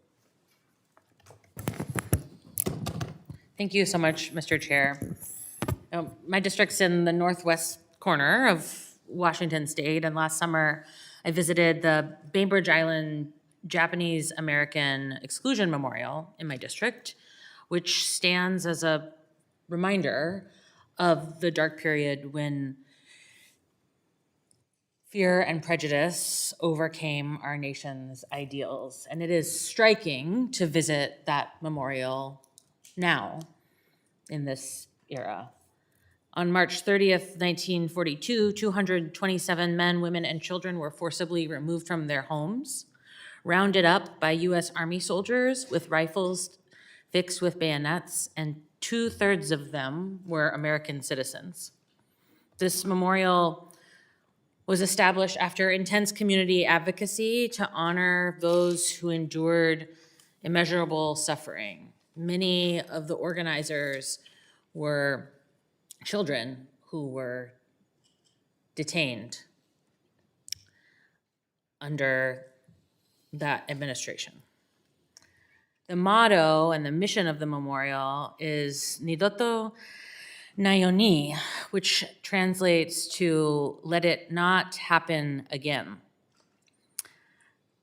But what we're seeing in this administration is not only is it happening again, they're actively taking steps to facilitate the exact same actions troops and armed federal agents deployed in our cities, rounding people up, including citizens who have not committed any crimes other than having skin that is not white. And the Trump administration is also actively trying to erase and minimize the history that they are repeating, including the documented history at the Bainbridge Island Memorial and so many others across the country, while telling Americans to look away from the injustices and the mass detainments that we are seeing every day. President Trump would do well to remember what you erase from history, you risk repeating. The history of our national parks and historic sites must reflect the full breadth of our shared story and include the diverse perspectives and experiences that make this country strong. I was listening to my colleague from Utah about the things that unite us, and yes, they are our shared commitments to our Constitution, which is a practice that we must actively take to uphold every single day, but what unites us is also our history, the good and the bad. And that's why I introduced the Equal Parks Act, which would codify President Biden's memorandum on promoting diversity and inclusion in our national parks, national forests, and other public lands and waters to give legal permanence to initiatives across federal land management agencies like the Japanese American Exclusion Memorial on Bainbridge Island, and so many others that ensure our important historical narratives can't be whitewashed through political interference. Mr. Spears, what are the parallels of this political moment to other dark chapters of our history, and why is it so important that we continue to remember them? Thank you for your question, Congresswoman. So I immediately, in answering that or thinking about that, I go back to the period of Reconstruction in this country. And one of the last times that we had an overarching rewrite of American history was in the 1870s, 1880s. We just concluded a bloody civil war. It was clear from the people who lived through that experience that that war was to save the Union and end slavery. And it resulted in the freedom, the emancipation of 4 million enslaved African Americans. And very quickly that tide turned to a point where that war was not about slavery, it was about states' rights, and we see the elevation of the lost cause ideology, and that ushered in 40, 50 years, several decades, of some of the worst racial violence, lynching, Jim Crow, and black codes that we had ever seen in this country. So it's best not to repeat that erasure of history. And as I've shared before, I think one of the easiest ways that you disappear people is you disappear their history first. You disappear their contributions. You disappear the fact that they're a part of this country. We are a part of this country. I'm an American. I'm a citizen. I'm a taxpayer. Every male relative in my family, going back for 4 generations, served in the military, served as first responders, served as police officers. So all we're asking at this point in time, the National Parks Conservation Association and public constituents, is that you remember that legacy for us and honor it. Thank you so much, Mr. Chair. I yield back. Yeah, just a highlight for the gentlelady. Creighton University, where I went to school, was the school that stepped in on the Japanese Americans to get them to be able to stay home. So, Mr. Scott from Virginia is now recognized for 5 minutes. Thank you, Mr. Chairman, and thank you and the ranking member for the opportunity to participate today. And I thank all of our witnesses, particularly Mr. Glasco from Preservation, Virginia. 15 years ago, President Obama designated Fort Monroe in my district as a national monument. And while it is clear that the land contains an historic fort, the site's significance in other history is less obvious. Because over 400 years ago, the first enslaved Africans in what would become the United States were forcibly brought onto the shores where the fort currently stands. The fort that exists today was built with enslaved labor in the early 1800s, but became known as Fortress Freedom, a refuge of many who were enslaved and escaped during the Civil War. But this history is now under attack by the Trump administration. And Mr. Spears, I want to thank you for your work in making Fort Monroe National Monument a reality. Could you tell us what Americans lose when sites like Fort Monroe are underfunded, neglected, or stripped of historical context? Yes, sir. Congressman Scott, thank you for your work and helping to bring that national monument designation about. Seems like an awful long time ago, a couple lifetimes now. The story at Fort Monroe is an incredible story of that kind of first African arrival, those 20 and odd Africans who arrived. But for me, the history moves quickly forward to April, May of 1861. Confederates have fired on Fort Sumter, and they are situated outside Fort Monroe, and they are using enslaved African labor to build trenches. And three men steal a rowboat. They row across the bay to Fort Monroe, where they request asylum. The Union commander there is a General Benjamin Butler. He says, come on in. And then the next day, the Confederate colonel who actually owns those gentlemen comes to Fort Monroe, knocks on the front door, and he says he wants his property back. And Ben Butler says to him, as a Union officer in the military, I'm obliged to follow all the rules of the United States of America. But there's this pesky question of secession.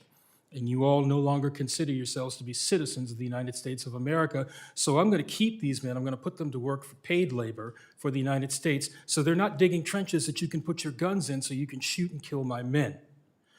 Long before there was an emancipation, there was that action by Ben Butler at Fort Monroe. And you are right, sir, in that it did lead to 10,000 more enslaved African-American men, women, and children over the course of the next few years, making that perilous journey from slavery to freedom to Freedom's Fortress at Fort Monroe. If we are not able to talk about the role of race and slavery at Fort Monroe, where are we going to talk about it? It's critical that that part of our American experience gets shared so that we know not that this is a horrible country, not that this is a rotten place, but that this is in fact the kind of place where that kind of diligence, that kind of hope, that kind of desperation can lead to better outcomes for individuals. It's a classic American story. It's our history. And it was an interesting legal theory he used. If there's property involved, it's a contraband of war. If you consider these people property, then we will keep them as contrabands of war and not return them. So it was an interesting legal theory and became Fortress Monroe.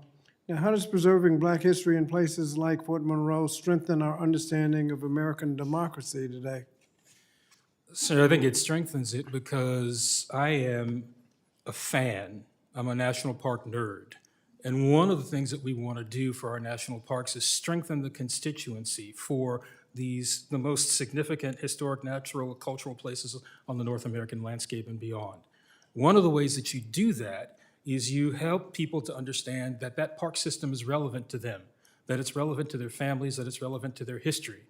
I love a good experience up close and personal with dynamic megafauna. So grizzly bears and bison and other things like that.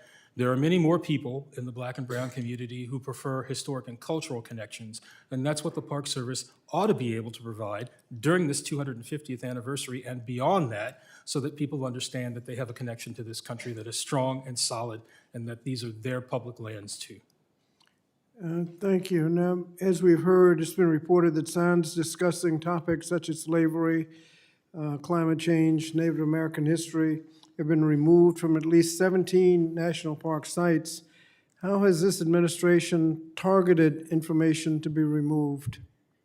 That's a very good question, Congressman Scott. We don't know. because there is no transparency in this process. The one thing I can assure you and the committee here is that they are not targeting these signs for removal because the Park Service had incorrect interpretation.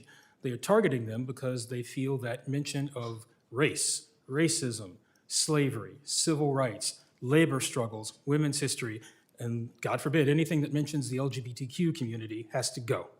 And so there is no order or rhyme or reason to this, and it's happening at individual sites all across the country. Thank you, Mr. Chairman. Thank you for the opportunity to participate. I thank the gentleman from Virginia. The gentlewoman from Maine, Ms. Pingree, is now recognized for 5 minutes. Thank you very much, Mr. Chair. Thank you for allowing me to participate, and thank you to all of the witnesses who are here today. I'm very fortunate to be here hearing a little more about this hearing and away from my usual role as the Interior and Environment, the ranking member on the Interior Environment Subcommittee of Appropriations, which is where I often see many of you because we work so closely with your foundations and really greatly appreciate the good work that you're doing. But now we're in an entirely different kind of conundrum here about this debacle, in my opinion, between American 250 and Freedom 250 and how the money is moving and the lack of transparency and a lot of other concerns that concern me just as much as the taking down of signs in our national parks. But I'm going to focus on this to begin with. So, Mr. Reinbold, I really appreciate the role that you take there at the National Park Foundation. As someone who works on the funding, I know how greatly we work with you and how closely we try to keep that relationship. But I am concerned about this new role that you're taking on and that Freedom 250 is now a subsidiary of the National Parks Foundation. So in the FY26 Interior Bill, we enacted a bill that provided $12.5 million for the National Park Foundation, and I imagine we'll be considering similar kinds of funding again. But given the challenges that are going on and that this organization by many is perceived to be peddling political propaganda and whitewashing history, how do you look at how do you see restoring your own organization's reputation after working with this side of what's going on right now? Well, thank you for the support of our appropriation, I will say to start with. That is money that goes directly to parks and has a huge impact on the ground. The National Park Service came to us and asked if we could help them. They received money in the last budget to put on events in the national parks. The Park Service does not have that expertise. The National Park Foundation was created to be able to raise money, but also to serve as a fiduciary agent. And they did not ask us to raise money for the 250th, but would we hold the federal money and then disperse it at their request? That is a function we don't do often, but we have done it from time to time. And as we talked about it further, we decided that setting up a separate LLC was important so that this work was separate from the duties of the National Park Foundation. We have our own work around America 250. We're trying to raise $250 million ourselves. Our staff are not contributing to this other than any direct costs of administering money.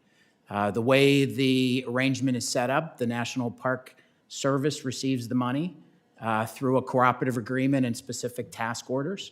They tell us what are the events that they intend to host or be part of.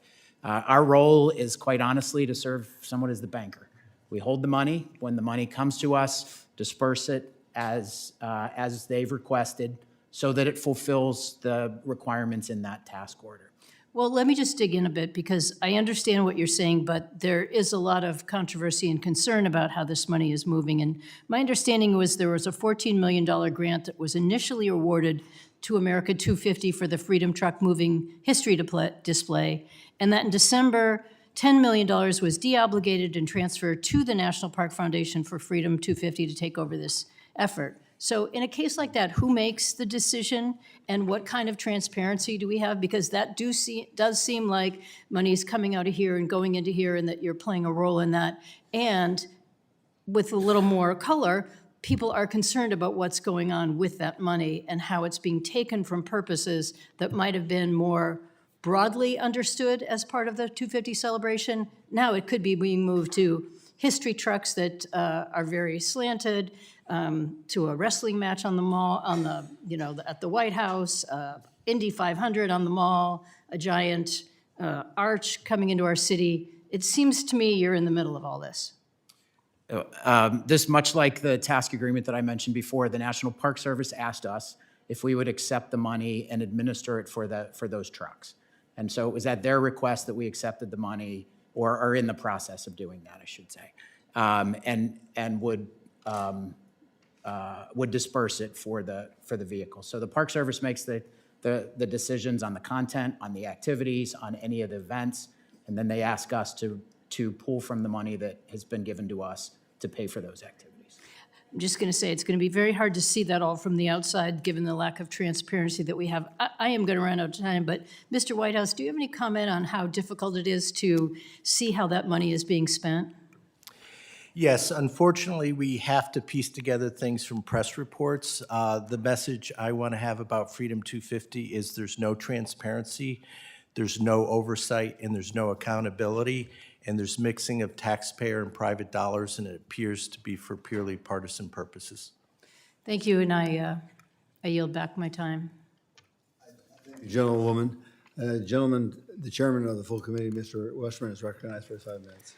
Thank you, Chairman Gothar, and again, thank you to the witnesses for being here as we are already in our 250th year celebration when we look at, as we look forward to July the 4th and all the activities that will be around that. You know, as I've listened to comments and testimony in this hearing today, I noticed that some of my colleagues on the other side of the aisle with a tone and context of what I would call disgust and sounding the alarm for the American people, made some noteworthy comments. Even had the transcript pulled on some of these. One comment was, even the soaring achievement of our secular Enlightenment-based founding is obscured by Christian nationalist fiction.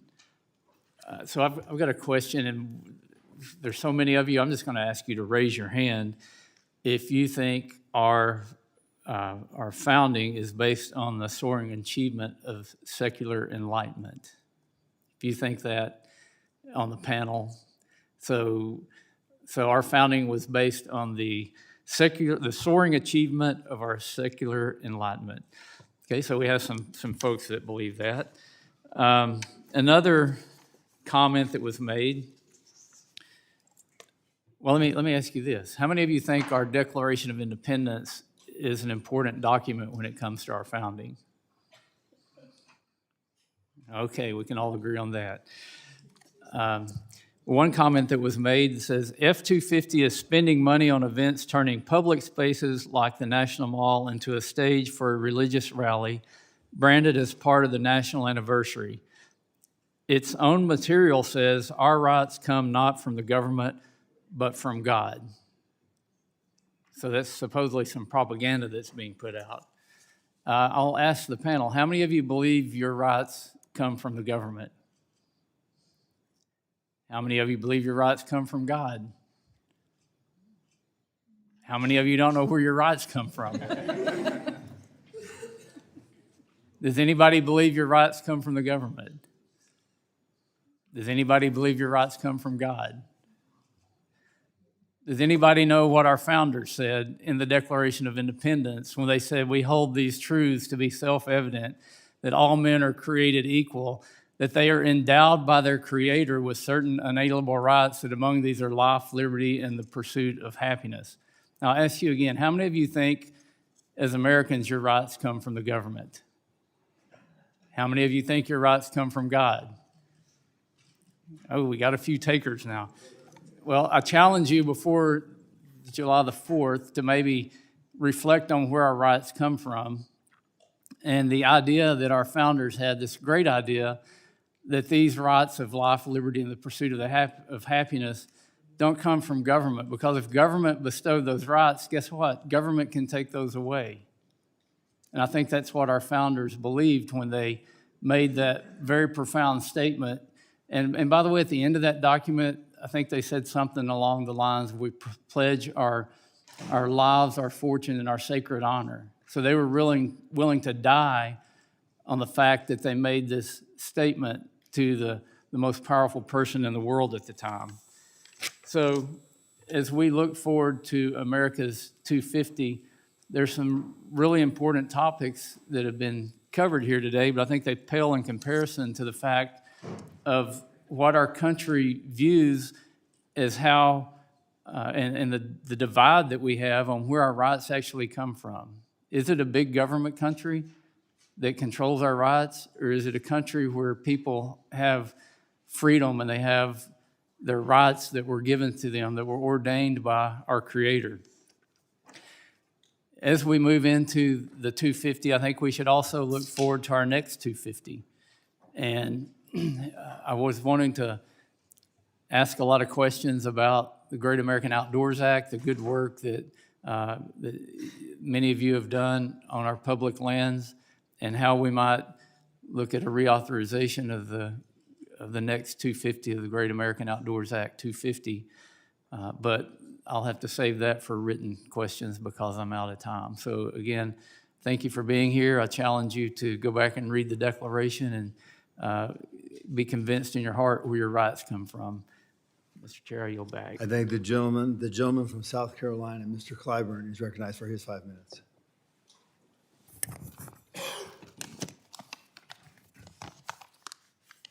Thank you very much, Mr. Chairman and Madam Ranking Member, for allowing me to participate in today's hearing, and I thank the witnesses who have joined this panel.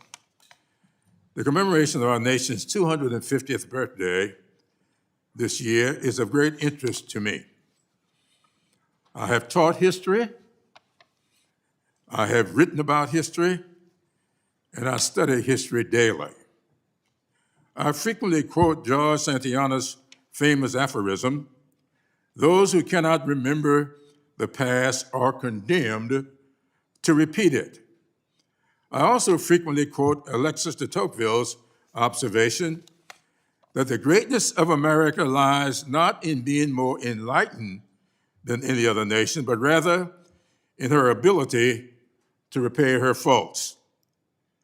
It follows from these wise words that if America is to maintain and expand our greatness, we must remember the faults of our past and the consequences that flow from how we addressed those faults. Hopefully, that history is instructive for us today. Our public lands provide great opportunities to memorialize events and inspire people. Regrettably, the current administration seems prone to hiding facts from the American people, censoring information previously and factually displayed on our public lands about the faults our nation has successfully overcome. The censors of this administration dismantled an exhibit at Independence National Historical Park in Philadelphia that documented the experiences of people who were enslaved in George Washington's residence. This censorship also forced the removal of information about Native American history at several public lands in the West. These actions were taken pursuant to an executive order that seeks to mandate that our public lands do not, and I quote, inappropriately disparage Americans, past or living. Mr. Spears, you are an historian. Do you believe that teaching Americans about the faults of slavery and about the history of mistreatment of Native Americans inappropriately disparaged past or living? The executive order also declared that the content that they were seeking to remove was that which, and I quote, deepens societal divides and fosters a sense of national shame. I am not ashamed of my heritage, so why would anybody else be? I share it every chance I get. And I am proud of my parents' successes and believe their descendants and others will benefit from learning about them. Mr. Spears, do you believe that teaching Americans about the faults of slavery and the mistreatment of Native Americans deepens societal divides and fosters a sense of national shame? As we prepared to commemorate our semi-quincentennial, I hope that we can all agree that memorializing the faults of our nation's history on our public lands and elsewhere does not detract from our nation's greatness, but is the very foundation upon which that greatness has been built. And I yield back. I thank the gentleman. Just to let you know, I was keeping tab of the people that have yielded on this committee. We're only down to 4 that haven't showed up, so that's pretty good out of 17. Now, the gentleman from North Carolina, Mr. McDowell, is recognized for 5 minutes. Thank you, Chairman Gosar. America 250 is a celebration of how far America has come. It is a reminder that we do not take for granted what this country stands for. As I sat here and listened to the other side's remarks, what I heard was a deeply misguided and dark vision of America. If you didn't know any better, you might believe from their remarks that the United States is not the greatest experiment in human history, but an ongoing crime scene. What I have heard is gaslight peddling of ideological grievances that is meant for far-left MSNBC viewers who love rage-style politics, not normal Americans. Let's be clear, Mr. Chairman. America has made mistakes. Look at the last 4 years of an auto pen by unelected bureaucrats. I'll be the first one to say it. We are not a perfect nation. But let's also be clear on this. We are not defined by our imperfection. In 1776, our founders declared that all men are created equal and endowed by their Creator with unalienable rights. That is the standard our country has strived to live up to for 250 years. The other side of the aisle today has delivered lecture after lecture in national self-loathing. They argue that America is defined not by its achievements, but by slavery, injustice, and failure. They treat our founding ideals as hypocrisy instead of the very tools that ended slavery, expanded civil rights, and built the most diverse and prosperous society the world has ever known. They do not want to celebrate America because they do not want to celebrate the will of the American people who voiced their frustration with weak leadership and chose a path of renewed American strength, ushering in a new golden age. Let me be crystal clear. Enforcing the law is not tyranny. Securing our border is not fascism. Supporting law enforcement who keep our communities safe is not un-American. It is the basic duty of a government that takes seriously its responsibility to protect its own citizens. Celebrating America 250 does not make you a bigot, no matter how many times you hear that from navel-gazing politicians on the other side. It makes you a patriot who celebrates the creation of the greatest government in the world.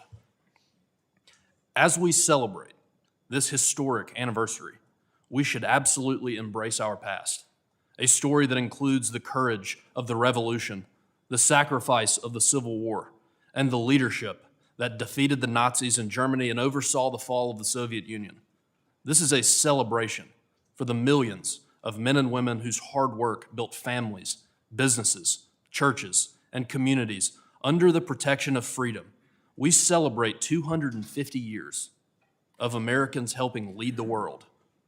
That is real patriotism, and I am proud to be an American. Mr. Chairman, I yield back. I thank the gentleman. Oh, the gentleman from Oregon is recognized for 5 minutes. Central and South Coast of Oregon. Okay. She's Portland. Okay. First of all, thank you to the witnesses. And I would like to respond to my colleague from North Carolina, in bringing up that, yes, we need to celebrate how far America has come, but how the hell do we know how far we've come if we erase the history? How is that patriotic? And history, warts and all. Right? We need to understand how we got here so that we can be better every single day. I would also like to respond to something Chair Westerman said, and he is a man of faith and someone I respect. In Matthew chapter 22, verse 21, it says, "Render therefore unto Caesar the things which are Caesar's, and unto God the things that are God's." And that came about because the Pharisees were trying to trick Jesus by saying, well then, if God is so great, then why should we pay taxes? It was a trick question. And the fact of the matter is, he said, give unto Caesar what belongs to Caesar. The bottom line is my family came here because they could not practice their religion, because they lost their land, because they lost their language. And they came here to a place where they could practice their religion, where they could strive for the American dream. They would not be accepted here under this current administration. But what I say is that Chair Westerman's religion is different than mine.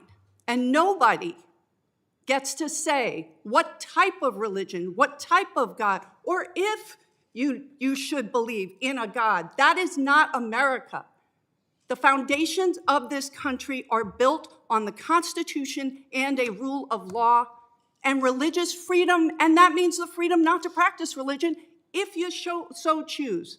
So with that, I yield the rest of my time to my colleague from Oregon.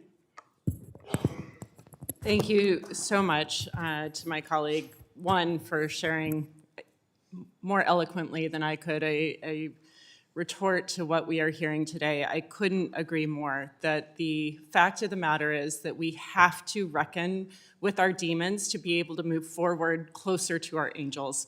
And we have excruciatingly painful history that I will also share is being repeated right now. I just came from South Texas, where I had to take a family out of detention who did nothing wrong, and our government is holding them prisoner. It is absolutely the fact that we continue to reinvent our history, and we do not reckon with it sufficiently, so we cannot move forward until we do so.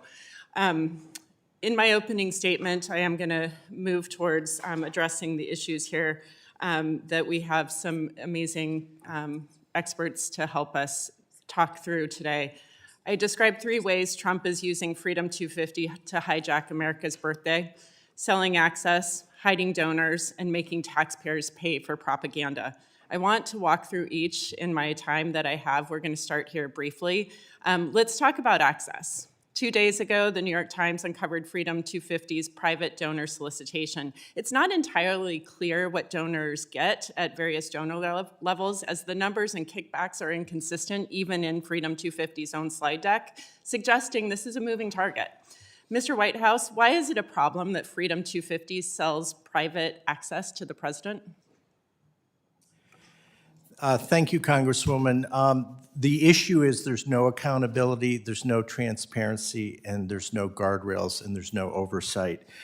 And this is looking more and more like Freedom 250 is an effort to sell America's anniversary to the highest bidder. This sets a terrible precedent. And I want to say this is an effort by the Trump administration to move money off the books and to mix public money and private funds for partisan purposes. Thank you, Mr. Whitehouse. Let's move on to how Freedom 250 hides its donors.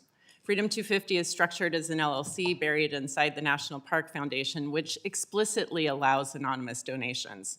Do you think, Mr. Whitehouse, it's a coincidence that President Trump forced Freedom 250 into the National Park Foundation, or is it more likely that its funding structure was what he was looking for?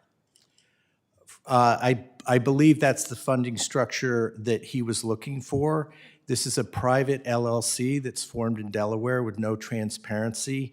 It allows public money to be, again, moved off the books to this private LLC and to be mixed with the partisan purposes and fundraising activities of the president and this administration to further their partisan agenda.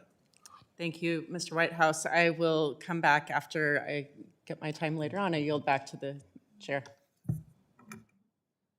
Thank you, the gentleman. The gentleman from New York, Mr. Tonko, is recognized for his 5 minutes. Thank you, Mr. Chair, and I thank you and the ranking members Huffman and Dexter for the invitation to attend this hearing. I've spent much of my career working to safeguard our nation's cultural resources, so I appreciate being a part of this discussion.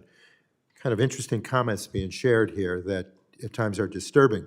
I represent New York's capital region, home to sites that are inseparable from our nation's founding. Sites like Saratoga National Historical Park, the location of one of the most decisive victories of the Revolutionary War. America's 250th anniversary should be a moment for communities like mine to reflect honestly on who we are, where we've been, and what kind of nation we want to become.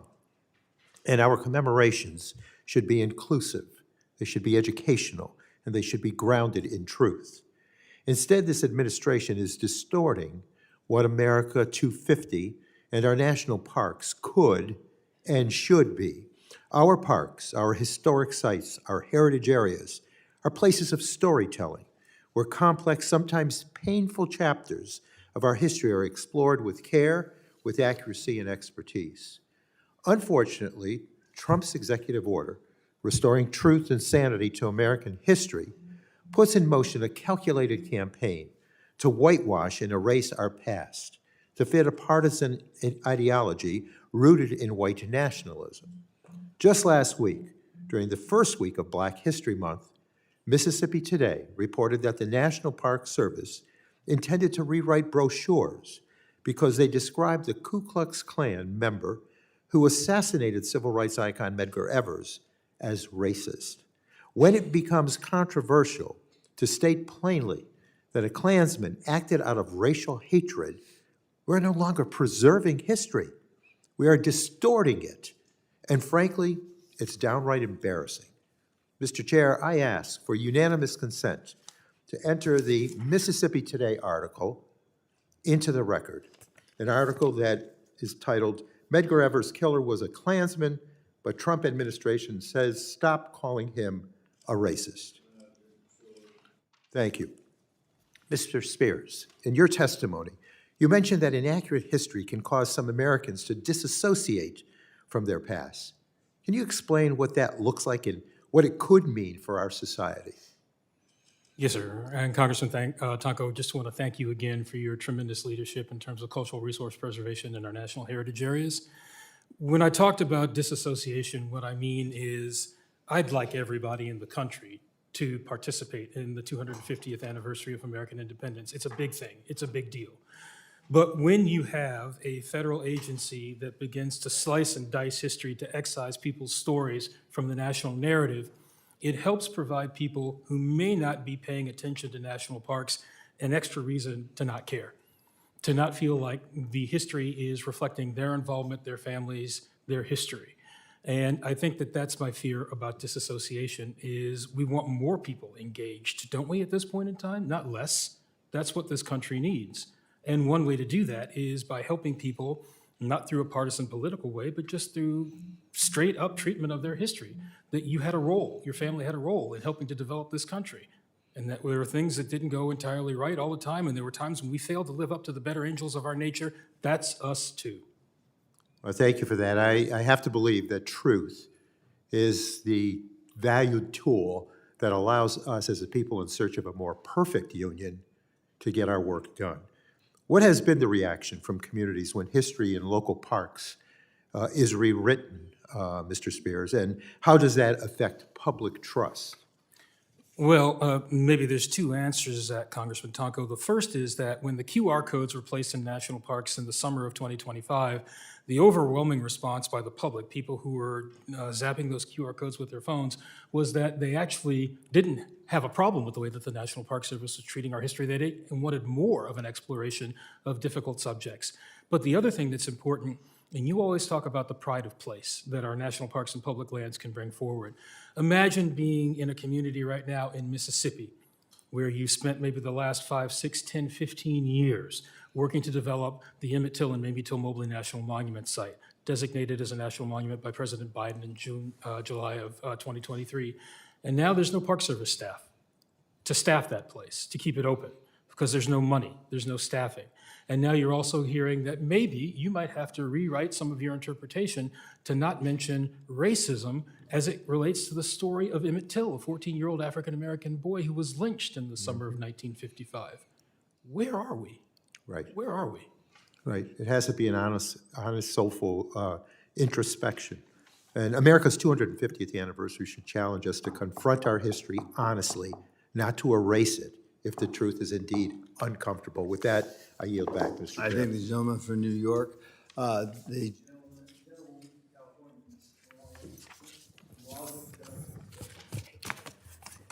Thank you, Mr. Chair, and thank you, Ranking Member, for allowing me to wave on to this committee for this hearing. It is good to be back.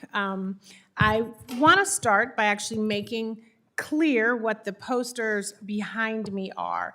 They are reproductions of the official interpretive panels that the National Park Service took down at the President's House site in Philadelphia under President Trump's censorship order. The panels, titled Life Under Slavery, explained in plain language how slavery operated and how the early presidency existed alongside slavery. Now, Republicans want to call that patriotism. They want to hide behind an executive order about not disparaging Americans, as if telling the truth about slavery is some kind of insult rather than a basic duty of a democratic society. And also, as if the truth always has to be comfortable. And, you know, I was on this committee, and I recall participating in a hearing about the monuments on the National Mall.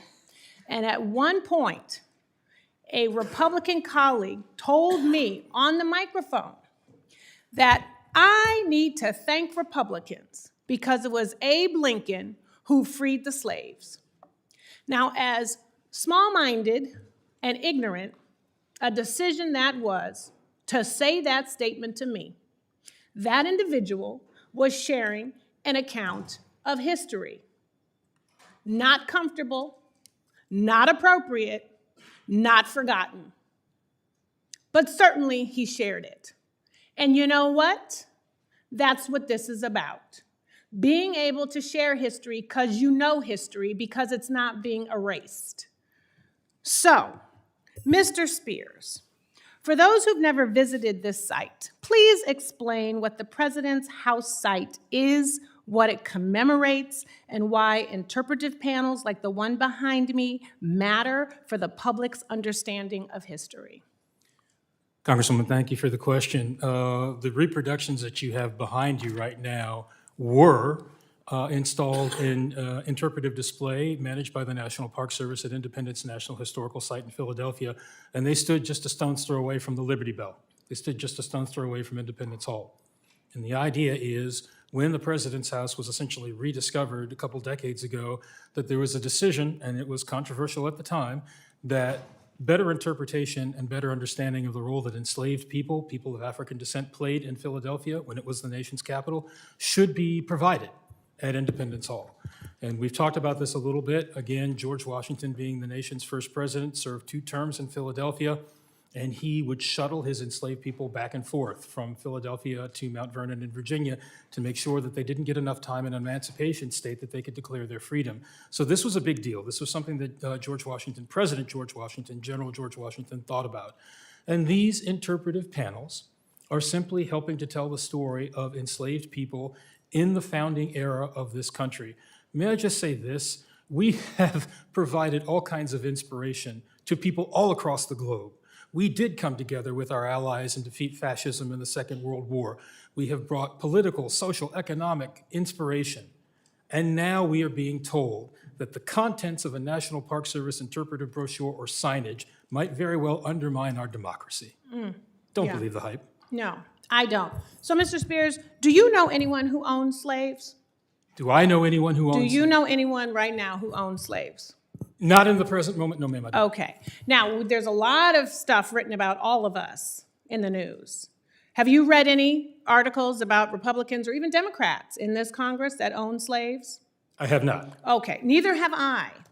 Probably because the lessons learned from slavery, the history of slavery, would suggest that it's not right to own slaves in modern day 2026.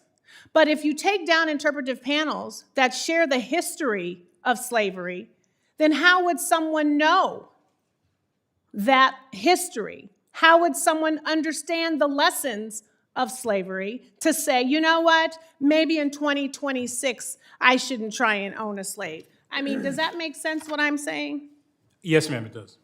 Thank you. So with that, I would like to yield, unless you have anything else that you would like to add in these last few seconds. Thank you, ma'am, I appreciate it. All right, I yield back, Mr. Chair. I thank the gentlewoman. The gentleman from Virginia, Mr. Fire, is recognized for his 5 minutes. Mr. Chairman Gosar, Ranking Member Dexter, thank you for allowing me to wave on. I greatly appreciate it. And I am a proud American, a proud Virginian, and I am celebrating this 250 years. But I believe that we're defined by our honesty, by our willingness to learn from the past, that we don't get to choose history. History is what actually happened. And that's the way we learn from it. That's why I've been so concerned by the recent efforts of this administration, the so-called accident that removed the story of the Tuskegee Airmen, the removal of the scourged back photo at Fort Pulaski, the removal of signs at our own Manassas that reflect on the lost cause ideology, the removal of the exhibits at Philadelphia, as Commodore Dove just mentioned, the Confederate Memorial Statue, a few blocks from where I live, at Arlington National Cemetery with the faithful black servants that Pete Hegseth's promised to put back in 2027. The major slave trade center in Virginia is 4 blocks from where I live. But I've been most concerned about Arlington House. The National Park Service, this administration removed the junior ranger booklet we had there for years that taught kids about what happened at the Arlington House. This is Black History Month. I've been working for years with the descendants of Arlington House to rename it to what it originally was. And not just the descendants of the slaves, the Syphaxes and Custis's and Fitzhughs and Sojourner Truth, but also the descendants of Robert E. Lee, who've been active partners with this. And I'm deeply concerned that Donald Trump will now turn to erasing anything at Arlington House that mentions slavery. Again, I come from Virginia, where there are many families that have the same last name, because not too long ago, one family owned a different family. Mr. Spears, Donald Trump seems to be on this active campaign to erase history in our parks. It's not an overstatement to say he's trying to make America white again. Can you tell us why it's so important that parks provide the quality and interpretation and education for all Americans so we can learn who we are and how we've become who we are? Congressman Byer, thank you for your question. I'll just quickly relate again, my own history as a young kid growing up here in Washington, D.C. I had parents who were looking for inexpensive, fun, and educational things to do for their only child. We went to Gettysburg, we went to Harper's Ferry, we went to Antietam, we even went down to Petersburg once or twice. And the idea is learning about American history really fired that passion for understanding in me. But it wasn't until I began to see on those landscapes that my people were represented, that there was an African-American experience in some of those stories, that I began to really take hold of that history and that story.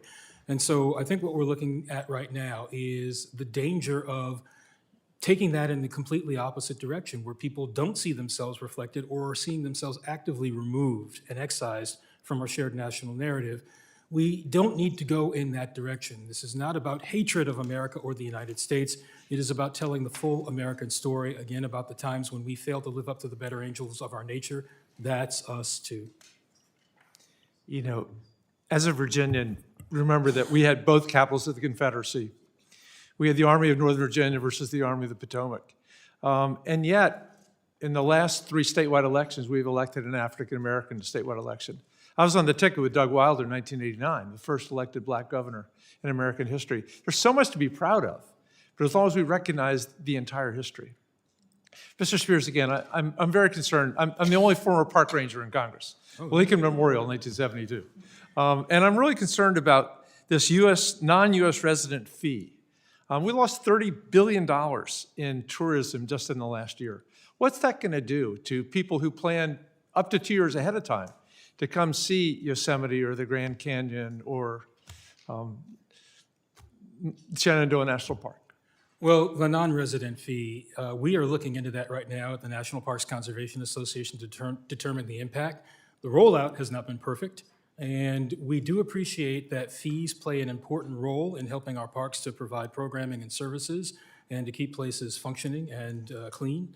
We're taking a look right now at the details of the non-resident fee and working to determine the best way to move forward on that issue.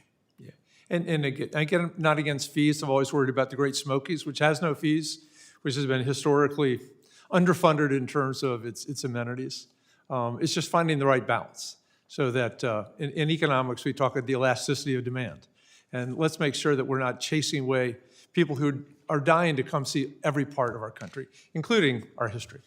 Duly noted, sir. Mr. Chairman, I yield back. Thank you.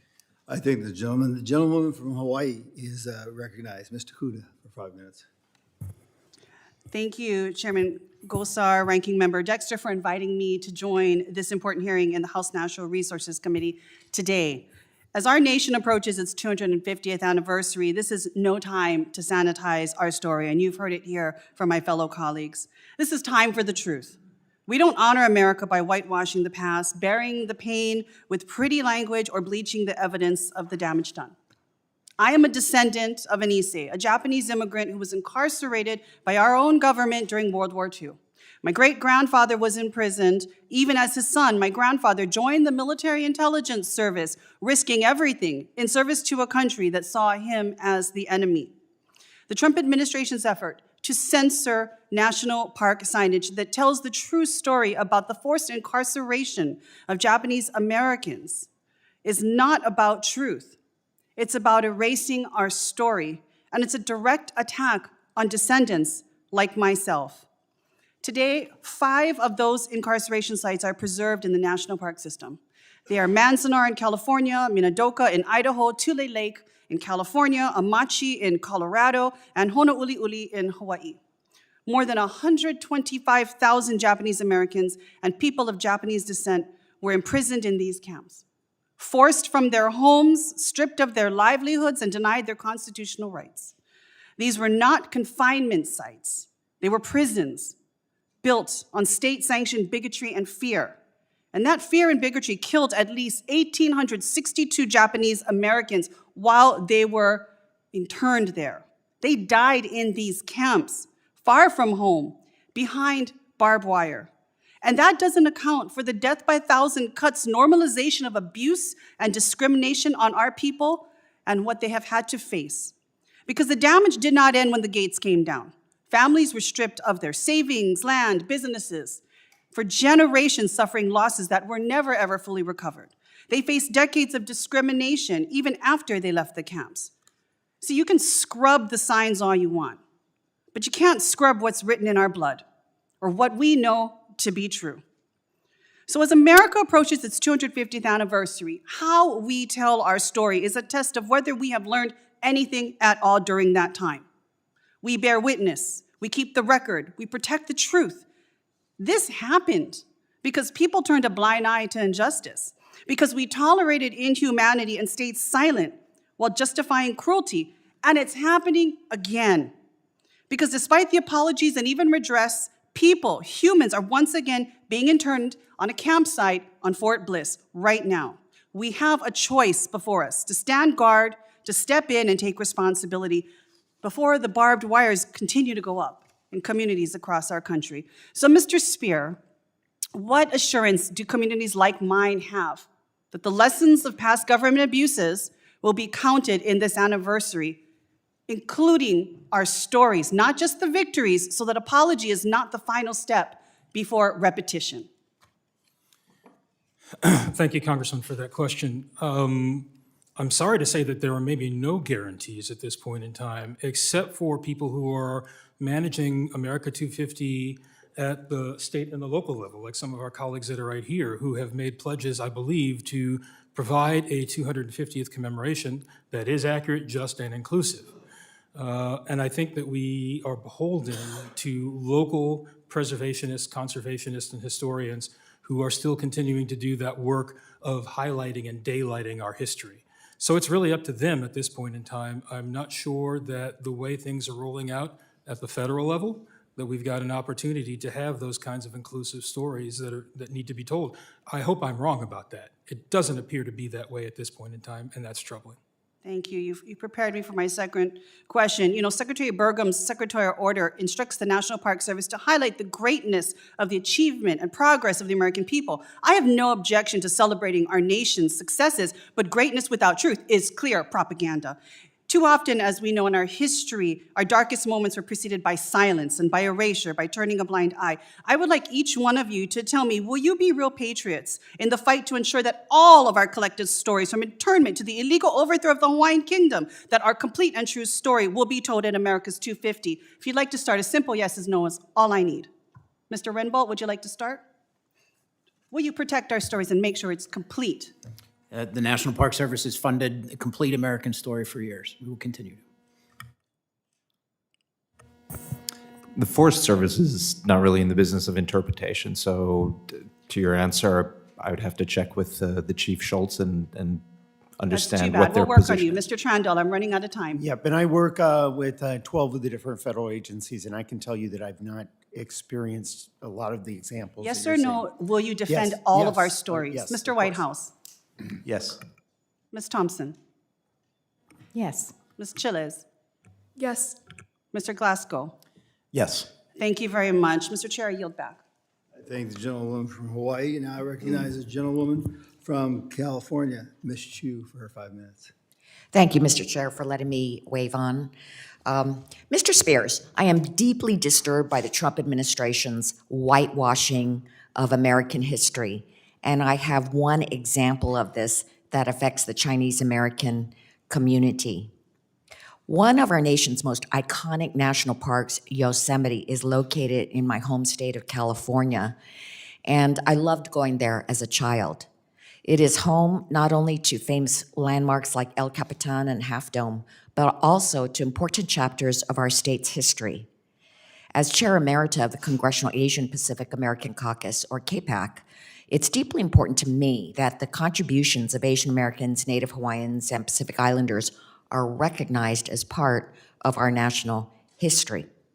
And that is why I was so thrilled when in 2011, National Park Service Ranger Yen Yen Chan expanded our understanding of Yosemite's history by uncovering the stories of Chinese American workers and their role in this park.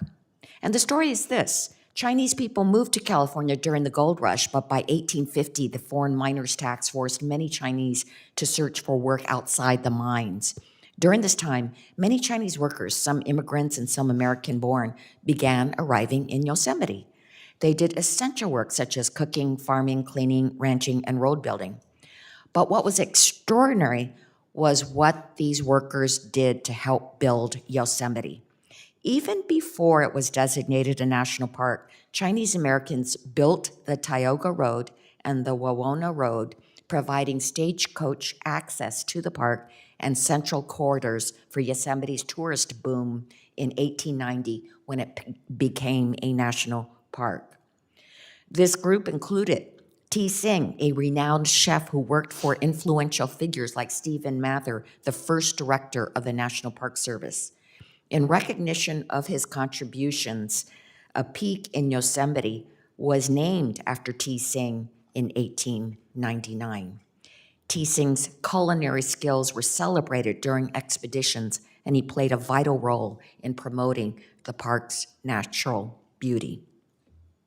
Then in 2011, it was Ranger Yen Yen Chan who began researching and uncovering the long-forgotten stories of the Chinese Americans who helped build Yosemite. As a result of her work, advocates and scholars came together in 2019 to help restore the Chinese Laundry House, which housed exhibits that celebrate the Chinese workers that made Yosemite what it is today. So that's why I was extremely shocked and saddened to learn that this history is no longer being shared with the public, because today the Chinese Laundry House is closed. Why? Because last year the Trump administration slashed funding and fired thousands of employees across our nation's national parks, including Yosemite. In fact, last spring, Ranger Chan took an early retirement and left Yosemite National Park under the threat of the federal reduction in the force, those orders. She said that she felt that the opportunity to tell more truthful, inclusive stories of the park were waning within the bounds of the Trump administration. This is a tremendous loss. But Mr. Spears, I have to thank you and your organization, because you recognized Ranger Yan Yan Chan last year with the 2025 Stephen Mather Award for her work in preserving and sharing our national parks history for this very thing, for this Chinese laundry house. So why is it critical that we continue to highlight these stories, and what do we risk losing if they are erased or it is ignored? Congresswoman Chu, thank you for your question. Listen, last year, the National Park Service lost 4,000 people, 25% of the workforce, to deferred resignations or layoffs or RIFs, other things like that. They are not in a condition right now to fully manage the interpretive responsibilities that they have taken on for the public. And the loss of someone like Ranger Chen is just, you can't replace somebody like that. You can't bring in 3 or 4 seasonals or volunteers and have them immediately take on that knowledge. But I would say, doesn't it make you feel proud when you consider that history and that connection to national parks and public lands? Doesn't it make you feel proud that your people, my people, our people, had a role to play in helping to develop a national park, helping to develop this nation? That's all we're asking for, is an opportunity to have those stories and those legacies recognized. And we're seeing the progress on that over the last 20 years or so, balled up and thrown out the window. And it hurts. Thank you. I yield back. I think the gentleman from California, Mr. Takano, is recognized for his 5 minutes. Thank you, Chairman Gosar, and thank you for allowing me to be at this hearing. And thank you to the witnesses for being here. More than 125,000 Americans, including my parents and grandparents, were rounded up and placed in desolate camps at the hands of our own government. My father is still living, and I still know directly that story and history. He bears scars on his legs when, as a 2 or 3-year-old, he ended up falling into one of the burn pits at the hastily built camp in Tule Lake. OSHA wasn't around to make sure that these camps were safe for the inhabitants, much less little children who were considered enemy aliens of this country. Actually, he wasn't an alien, he was an American-born citizen. And so there are very visible scars, literal scars, that he bears to this day. The National Park Service has preserved dozens of these incarceration camps around the country for people to visit and honor these experiences. The motto at Minidoka, Bainbridge Island Japanese American Exclusion Memorial, is Nidoto nai yoni, which in Japanese means, let it not happen again. Mr. Spears, teachers rarely get a chance to educate students about every event in the United States' 250-year history, and important chapters like Japanese American incarceration are often left out. What role does the National Park System play in creating a more well-informed, civically engaged public? Congressman, it plays a really huge and mighty role. In 2024, I think it was, there were 330 million people who visited national parks. Now, not all of them went to Bainbridge, obviously, but a significant number will have their first experiences having discussions about gender, about race, about slavery, about civil rights, about American history in our national parks. And so we've got to help that agency to get those stories right. And we have spent the last 30 years as an advocacy organization helping to, the Park Service has led the way, but we have helped them to move forward in developing interpretation that is more accurate, inclusive, and just. And we're losing that right now.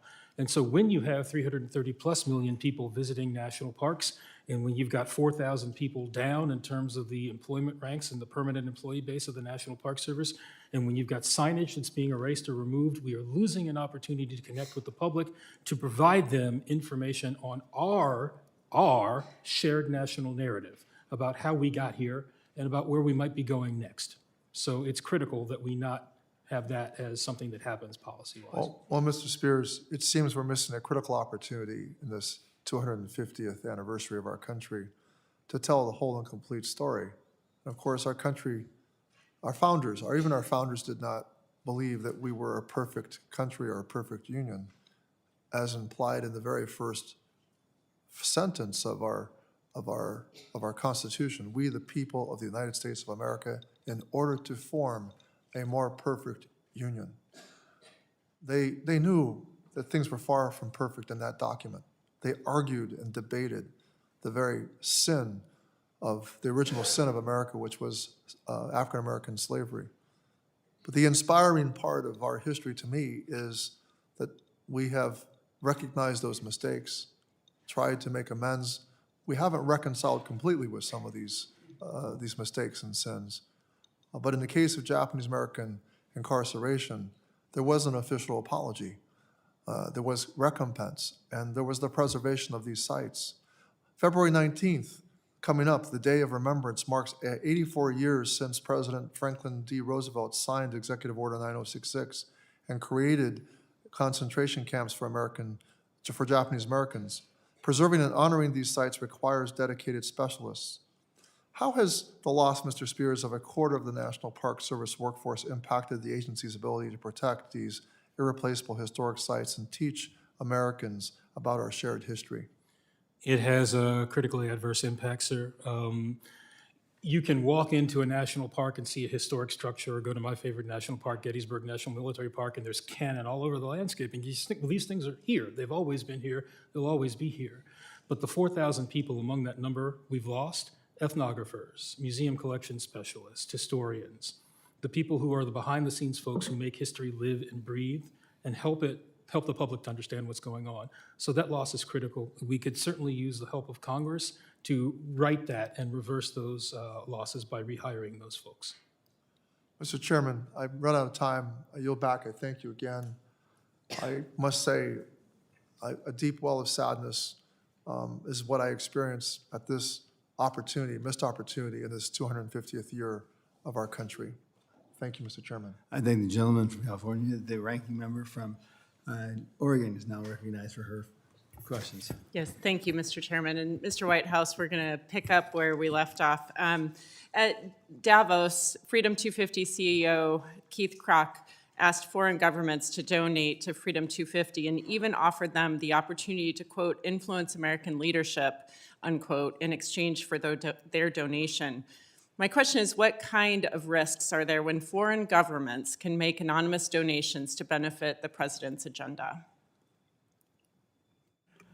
Thank you for that question. I'll first note it's highly ironic that our nation was formed in order to throw off undue foreign influence.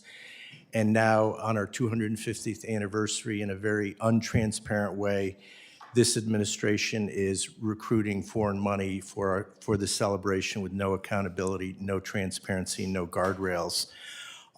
When people give money to organizations like Freedom 250, they are asking for something in return. And so there's a quid pro quo that develops here. These are very wealthy people. They're often corporations with business before the administration, or that have billions of dollars in government contracts. Thank you. And according to the National Park Foundation's charter, they can accept foreign donations as long as they're, quote, for the benefit of the National Park Service. And I do want to get to Mr. Reinbold after this, so if you can be brief. Could Freedom 250 money be used to pay for President Trump's vanity projects like the 250 Arc to Trump, or even remodeling the White House bathroom with marble? There are no guardrails. They're raising private money, so yes, they could be. Thank you, sir. So I will now pivot back to Mr. Reinbold. Representative Grijalva asked you if you would be willing to disclose Freedom 250 donations, which is a wholly owned subsidiary of your organization. I don't believe you answered. Will you disclose the donors? We disclose any donations to the foundation, in this case to Freedom 250, as part of our normal reporting. So we do that as part of an annual report. I believe Freedom 250 has mentioned them on their website, but any donations we receive are accounted for just like any other donations we would receive. So I can quote that any donation that is made to the Freedom 250 will be disclosed. The donor will be disclosed. Any donations that we receive, that the National Park Foundation receives, are reported out in our annual reporting, unless there is some anonymity requested by the donor. And We if honor they that. request anonymity, that is exactly what I'm trying to get to, is we are having potentially a disruptive donation set coming in who may not have our country's best interest at heart. So you will protect the anonymity of those donors if they ask it. Is that correct? Our policy is to honor the anonymity requests. Okay, so when someone donates to Freedom 250, do they sign a contract or agreement with the National Park Foundation? So any donations to Freedom 250 follow our normal donation procedures. So those donors are vetted by the National Park Service, and then any donations are treated just like any other donation we would receive. They go through the procedures established by the National Park Service. So I guess I'm looking for a little more clarity on this. Will you say whether or not there are contracts that are gone into between a donor and the Park Foundation? So for corporate donors, there are rights and responsibilities that come with those donations. So those are specific agreements with corporate donors, correct? Okay, so will you provide those donor contracts to this committee? As a matter of policy, we do not release any agreements like that. So I will just put on the record that that is going to be a request of, as far as me, as the ranking member, we do need to have clarity on this, so anticipate that letter coming. And thirdly, can donors specify which projects their money supports? There are a number of, at this point, all we've been asked to do by the Park Service is support a number of events. And so donors could be donating to specific activities at specific So events. a donor could direct funds to the proposed 250-foot arch, or to the Whitehouse bathroom, or to the Garden of American Heroes, if they so wish, through this arrangement we have. We have not been asked to raise funds or accept funds for any of those projects. The only thing we've been asked to support are activities and events celebrating 250. I have heard our president suggest that these are celebrations of our history in his name and otherwise. So if someone were to donate money through the Park Foundation and Freedom 250, would they be able to say they wanted to direct those funds to a specific project, regardless of your interpretation of whether it's relevant to the 250th birthday? That is not part of our current agreement with the Park Service. Okay. So if those requests are made, would those be denied and the donations would be deferred? We would have to talk to the Park Service about it. So I would like to know for the record, if someone is going to donate to the Whitehouse bathroom or the Garden of American Heroes or the 250-foot arch, you will deny those funds? I would have to defer that to the Park Service. We have not been asked to accept those. We are not soliciting for those projects. Okay. Thank you. I am over my time. I yield back. Well, I guess I'm here. It's my turn. I was going to continue with what the gentlelady was talking. Last year, I introduced H.R. 2841, Putting Trust and Transparency Act. I like what I've heard today mentioned here. I also agree that transparency is important. I've talked a lot about this, and the thing that this bill would do is that it would require any nonprofit that files a 990 to include the name, zip code, and total contributions of their donors on their 990 forms if they accept federal funds. But this would only apply if they accept federal funding. First of all, my first question, do you agree that transparency is important in your filing, your 990s, as you all do? I'll start with you. I Yes do. or We no? we follow the 990 standards, yes. Yes, no, yeah. So do we. Yes. Yes. Yes, we'll follow all federal laws. Yes. Yes. Yes. Yes, sir. Okay. Now, would you commit to working with me on this issue? Because I think this is very important. I mean, we've heard all about this now today, and now you found somebody on the other side here that's been asking for this a long time. Would you guys commit to working with me on this? I would, yes. Yeah, similarly. Yes. We do not get involved in tax policy. Yeah, and I'm not talking about tax policy. I'm talking about a nonprofit, and I heard it all over here. Anybody that takes a federal dollar has to disclose where that money goes, who it's from. Thank you for I misunderstood. We don't receive federal tax dollars, so. Oh, yeah, but you still can work with me. It doesn't mean you don't want it. Sure, yeah. I'm not sure I understand, but we don't, yeah. Yeah. Yes. Yes. Willing to take your request under advisement, sir. Yes, sir. Yes. Okay, now,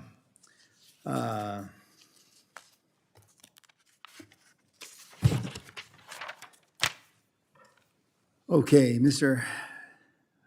Fenkart-Froeschl? Is it all right if you call me Dieter? Okay, Dieter.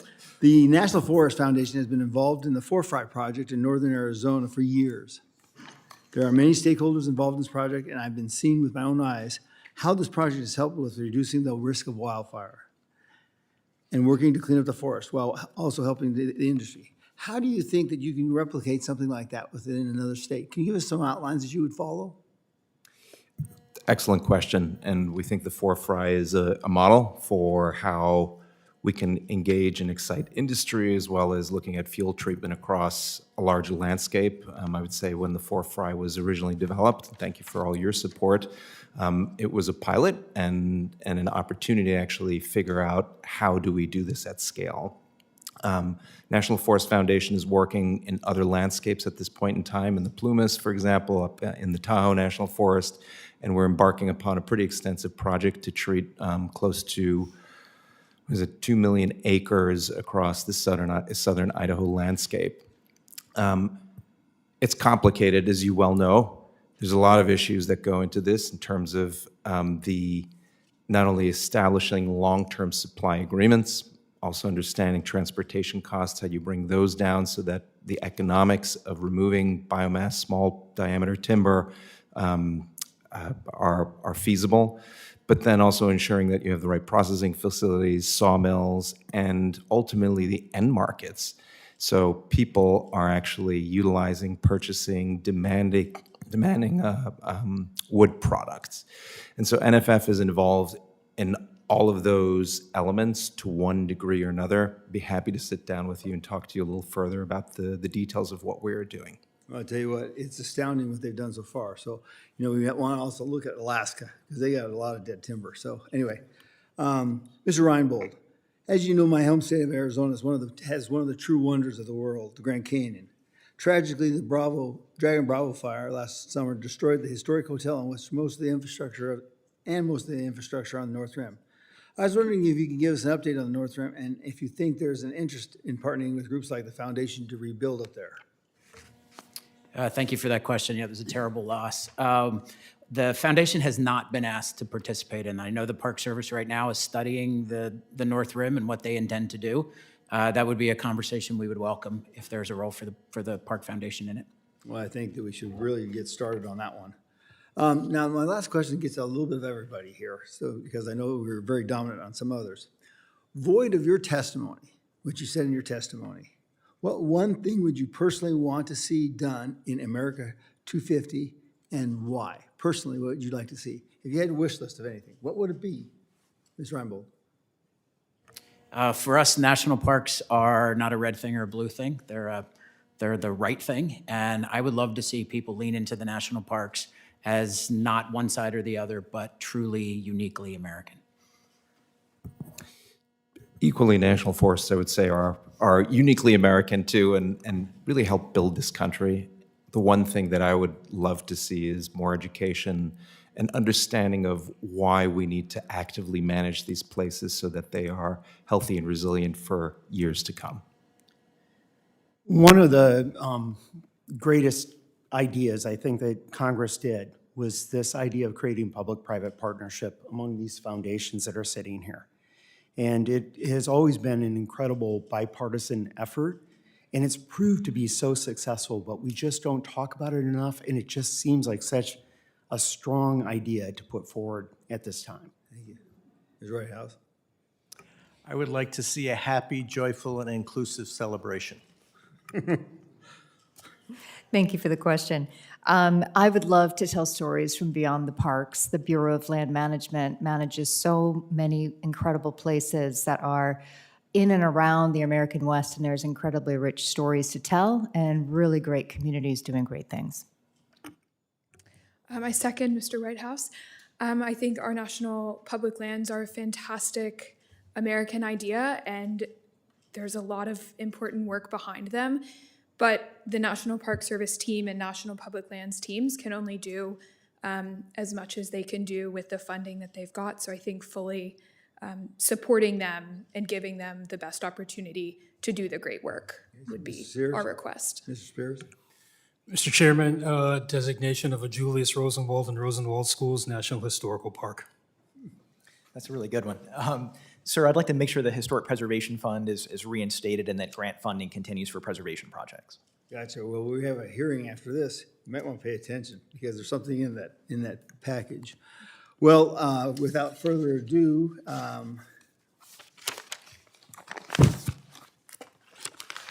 Mr. Chair, if I can just submit something to the record. Sure. I just wanted to call out that our National Forest Service had mentioned that there is not historical interpretation done in Forest Service land. I do appreciate the investment at Trillium Lake, which is in my district that you mentioned. I also want to mention that the Summit Meadow Pioneer Cemetery does have interpretation of history related to the deaths of people coming over the Oregon Trail and is on Forest Service land. So our Forest Service land is also a place of historical relevance and interpretation. Thank you. Gotcha. Well, I got a final tally for you. We had 18 people wanting to get on the committee today, and 16 of them showed up. So, that's pretty remarkable. So I thank the witnesses for your valuable testimony and the members for their questions. The members of the committee may have some additional questions for the witnesses, and we ask that you respond to these in writing.